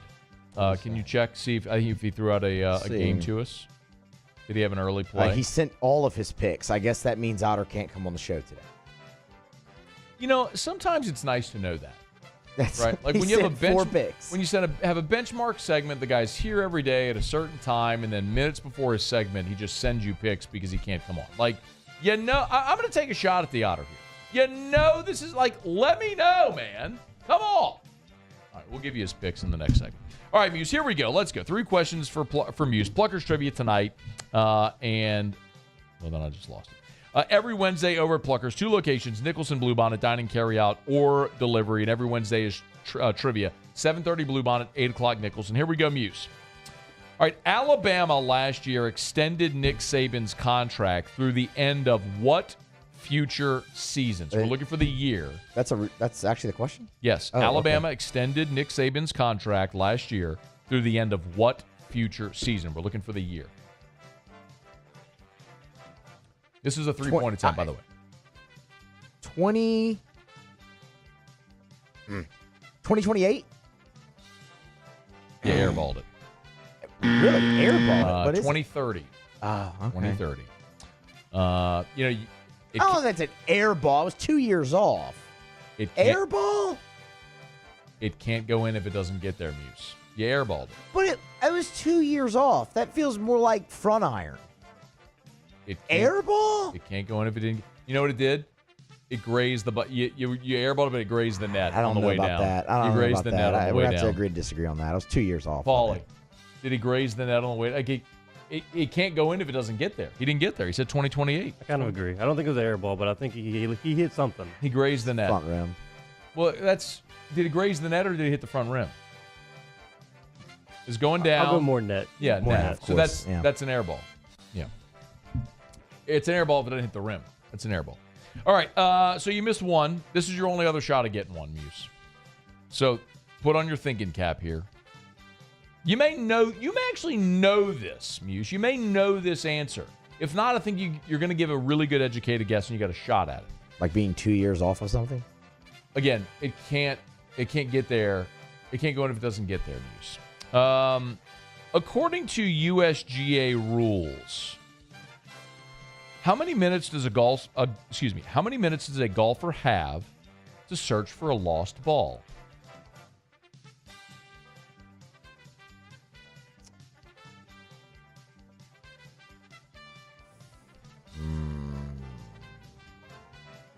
Show ends at 6, Muse. 5 minutes. You sailed the putt past the cup, Muse. You were hoping it would come back down, catch the slope and come back, but you sailed it past. 3 minutes was the answer. 3 minutes. Okay. Well, you're going 0 for 3, Muse, because you have literally zero shot of getting this. But I'll throw it out to you anyway if you're interested. Yeah, why not? Okay. It's part of the segment. Got to do it. All right. Muse, in 1944, frustrated Congressman Maury Maverick. Strong name.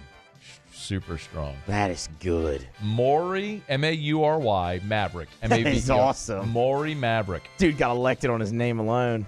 In 1944, frustrated Congressman Maury Maverick coined what word for Washington jargon?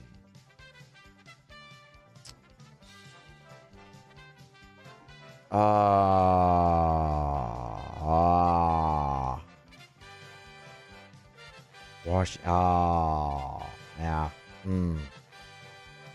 I don't know. Malarkey. You know what? It's a hell of a guess. But no. The answer we're looking for is gobbledygook. Yeah. Well, look, but you at least still, I'm giving you credit for a pretty, you took a hack. You know what I mean? I did. You took a hack. You didn't embarrass yourself with malarkey. I wasn't going down looking. That's for malarkey, gobbledygook, I would say they're synonymous, right? What a bunch of gobbledygook. Sure. What a bunch of malarkey. I think they're synonymous. Sure, I think what'd you say? They said they're synonyms for sure. Okay. So anyway, but no, Muse goes 0 for 3. If you feel like you can do better than Muse, get on out to Pluckers for Pluckers Trivia. We're brought to you by our friends over at DraftKings, the official sports betting partner of us here on AFR. Otter is coming up. Well, Otter locks are coming. He sent us the picks. I sent him I just sent him an aggressive reply. I said, thanks for the heads up, Otter. With with the James Harden eye roll thing. Do you think that was justified or not? Live radio, need an answer. I was looking at the text message. Yes, I do think that was justified. Okay. So I'm not being a jerk to you. Well, but then again, bro, you're here every day. Yeah. Come on, man. Give me a heads up. Yeah. All right, anyway. So DraftKings, Otter did send us the picks. If you want the Otter's picks and you want to bet on them, DraftKings, download the DraftKings Sportsbook app. Remember, week 0 is almost here. It is Wednesday, 3 days, less than 72 hours from right now, 65 hours from right now, you're watching football. Real college football that counts. And you can bet on it at the DraftKings Sportsbook. Download the DraftKings Sportsbook app. Use the promo code Baton Rouge. Use the promo code Baton Rouge. New customers make a $5 college football bet. Any $5 college football bet, instantly, they'll give you $200 in bonus bets. No better time than right now to download the DraftKings Sportsbook app. Get in on the action. Otter's slinging out bets for us every single day, even when he's not here. We got week 0 of college football coming up. You got the MLB. I'm sure you got soccer all over the world going on, so you can bet on that. If you love that, even if you don't love it, you can still bet on it. It's a great way to make everything more fun. Get in the game. Get in on the action with the DraftKings Sportsbook. Again, download the DraftKings Sportsbook app. New customers, use the promo code Baton Rouge. Make a $5 college football bet. What football bet? Any $5 college football bet. They'll give you $200 in bonus bets instantly, only at the DraftKings Sportsbook. 21 and older, physically present in Louisiana. Select parishes only. Bonus bets expire 7 days after issuance. Eligibility and deposit restrictions apply. Terms at sportsbook.draftkings.com/football. Terms. Licensed partner, Golden Nugget Lake Charles. Gambling problem? Call 1-800-GAMBLER. 1-800-426-2537. All right, y'all. It is after further review. We're thrilled to have you hanging out with us here, as always. You miss anything, AFR On Demand, presented by Brett Golf. We'll give you the Otters picks when we come back for Little Otter Locks, and we will get to what we learned. We'll actually have time for it since Jimmy's not here. Stick around. It's AFR. AFR. Bayou Chrysler Dodge Jeep Ram has $12,000 off MSRP on new 23 Ram 1500 trucks, all with Bayou's 1 million mile warranty. The crew at Bayou Automotive is going to do right by you. Scooncha, fall in the air. Fall is right around the corner, which means fall fishing is, which means it's time for you to take your boat to the next level with front-to-back boat service in a bunch of different ways. You want a custom stair job, you can have a ton of fun out there on the water. They can do that. What about a spot lock trolling motor? So you stay right where you need to in casting lines. Or sonar that's let you see the fish under the water before you cast. All of your maintenance needs as well. For 38 years, they've been at it and will continue to do so. The Sherman family of front-to-back boat service. Make this summer your backyard party year with Chris's Specialty Foods. Wings, burgers, brisket, steak, and boudin, plus great Cajun side dishes. We do all the prep, and you enjoy laughing with friends and family. Chris's Specialty Foods, Millerville, New Orleans, Prairieville, and Frisco. Everybody loves Chris's authentic Cajun meat. Gulf Coast Office Products is a nationally recognized Savin office equipment dealer based right here in Louisiana. Over 100 employees strong, Gulf Coast has the boots on the ground to support all vertical markets, from education, engineering, legal, and finance. With the latest in office technology, from desktop to production segment units, Gulf Coast and Savin have the perfect fit for you. Call 225-756-2644. That's 756-2644 for Gulf Coast Office Products.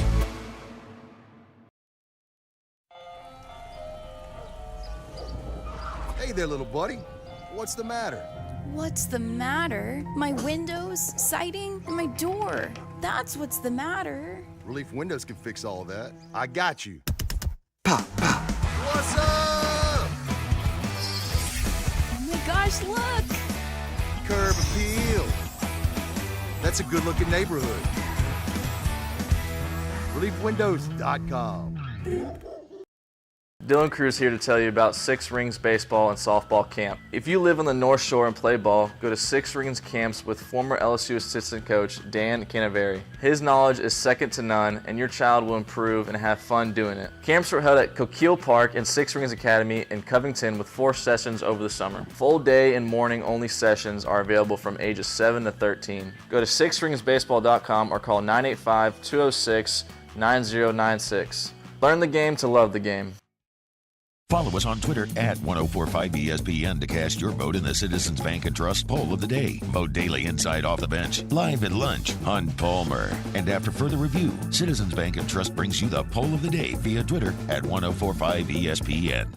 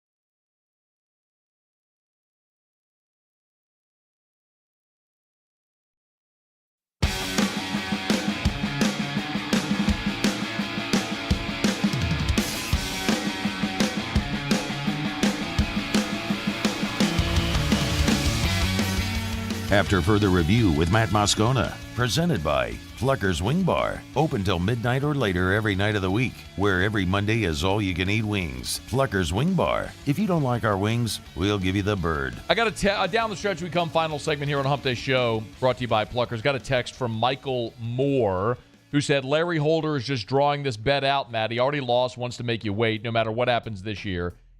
If Kyle Trask can't beat out Baker, he's nowhere near consistent. So if you're not familiar, Larry Holder and I have a 3 years long running bet. He said Kyle Trask by year 3 would be a consistent starter in the NFL. I said, no way. We bet a bottle of whiskey. Kyle Trask, of course, has lost out on the starting job to Baker Mayfield, who was on his 4th team in 2 years. 3 teams a year ago, yes. Carolina, the Rams. Wasn't there someone else mixed in there as well last year? Or maybe we're just counting if it was like Cleveland, Carolina, the Rams, and now Tampa, all in about a calendar year. 4 teams in like a calendar year. Anyway, so here's what I will say. Larry came on yesterday and tried to give us this whole, well, in a court of law, which is completely semantics and bullcrap, and he knows he lost and he's wrong and he's back into a corner. So he starts saying, in a court of law. The bottom line is I won the bet. He's yellow and he's running just like Dwayne from Thibodeau did. And when I'd see Dwayne, I'll punch him in the face and steal my money from him or take my money, which rightfully mine, from him. And I might do the same from Larry as well the next time I see him. But to prove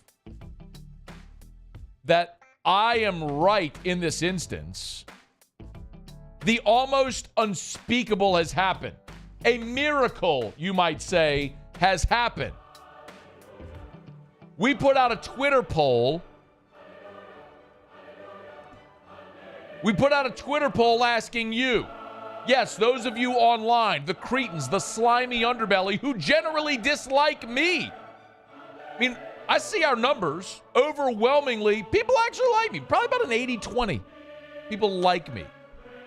The slimy underbelly exists in that 20%, and it's really like the bottom percent of that are the ones that all comment and do all the nasty stuff because that's just how you live your life. Kind of feel bad for you.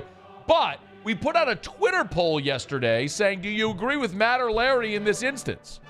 Expecting nobody to vote for me because that's the slimy underbelly that hates me. Even they have a degree of a moral compass. I won the damn Twitter poll. Crank it up. A stunning development. When has anybody online ever agreed with me on anything? Ever?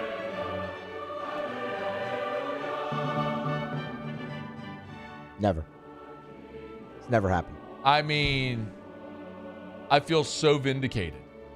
It was only a 53.2 to 46.8 margin. Doesn't matter. But it doesn't matter. It was only 77 votes. But like I said, it's like the little bitty skim of the scum ring in the bottom of the tub are the people online that vote on this stuff that hate me. It's the 77 of you. Or the 35 of you. And even you were outnumbered today. It's a stunning development. Stunning development. Even the lowest of the low, the gum on the bottom of the shoe of society, agreed with me in this. That goes to show you how wrong Larry Holder is. And he shall reign forever and ever. The truth shall set you free. Larry Holder, you're dead wrong. You're dead wrong, Larry. I'm coming for you. Okay, we usually do otter locks here. Jimmy is, I would presume he's probably at EJ's game. So Jimmy's son, Ethan, good luck to him this year, man. Little worm, stud, little outside linebacker action over at Episcopal senior year. Fired up for him. But I guess that's where Jimmy is today. Maybe at a practice game. I'm really not sure. But Otter did send us his picks. He gave out Washington on the money line. So these are baseball, by the way. Washington on the money line, Dodgers on the run line, Reds on the money line, and Toronto on the money line. So Washington on the money. So money line plays on Washington, Cincinnati, and Toronto, and then a run line play on the Dodgers. 4 plays from the Otter tonight. All right, we're brought to you by Relief Windows and ReliefWindows.com. Energy-efficient replacement windows, beautiful entry doors, hardy plank, and vinyl siding. It's Relief Windows. There's so much more than windows. Yes, they are windows, doors, siding. Also, now, interior blinds and shutters. Gorgeous. They'll help make your home more energy efficient. They'll keep all of those UV rays out to keep your home cool during this oppressive heat. They'll increase your home's resale value. They beautify the interior. We have those plantation shutters on the inside of our home, on those picture windows that point out to the back. It's a gorgeous amenity. Relief Windows does them. They'll measure twice. They'll install once. Everyone is custom made. They come with a warranty. Won't chip or crack or peel. It's Relief Windows. Now doing interior shutters as well. It's Relief Windows. ReliefWindows.com. All right, Muse, what'd you learn today? Jake Slaughter hit the ball on the street. He did. Jake Slaughter just pimped a homer. It was a heck of a shot. Paulie, what did you learn today? I learned Reggie Bush is suing the NCAA. He is doing that. What did you learn, Matt? Muso hates popcorn. You're so un-American, Muse. What's wrong with you? It's not good. You hate popcorn. You hate popcorn. Who hates popcorn? Me, apparently. Muse hates popcorn. See you tomorrow. AFR. Getting on down the road, brought to you by Michele Weighing and Measurement, Michele.com, Michele.com, with more than 30 offices across 11 different states. If you weigh or measure something, Michele sells, services, rents the products you use to weigh and measure. They are your partner for weighing and measuring equipment and services since 1947. Yes, they do offer ISO 17025 accreditation. It's the thing I tell you about all the time, which if you know what it is, you know why it's important. If you don't know what it is, you surely don't need it. But it's calibration, it's preventative maintenance. They have weighing systems, installation, equipment repair, inspections, and certificates. One of the things we tell you about all the time. You know, if you need those inspection certificates, they've got their track system, which allows you 24/7, 365 access to all of those calibration certificates. It's a free service that Michele offers. It's Michele Weighing and Measurement. Check them out online at Michele.com, Michele.com. 76 years. Michele.com. I've been doing business with Luba for 25 years. They're dependable, trustworthy. It's just the attention to detail with our clients. Our folks have years and years of experience. They're highly trained professionals, but many companies have that asset. What I'd like to think makes Luba a bit different is that we use those talents in a way that truly is dedicated to serving the needs of the folks who depend on us. When it comes to ending cancer, we push forward, always working together for you. That's why our cancer experts at Ochsner have clinically integrated with MD Anderson Cancer Center. This means advanced cancer care, including access to life-saving clinical trials and integrating care to treat the whole you. Introducing Ochsner MD Anderson Cancer Center. Long live you. There it is, the extra mile, on the border of expected and extraordinary, for those willing to go further, like vans customized for work or play, with safety and tech to keep you connected, supported by a 5-star sales, service, and finance team, and backed by the 1-star you know. So go the extra mile. It's never crowded, because so few have what it takes to go there. Mercedes-Benz Vans.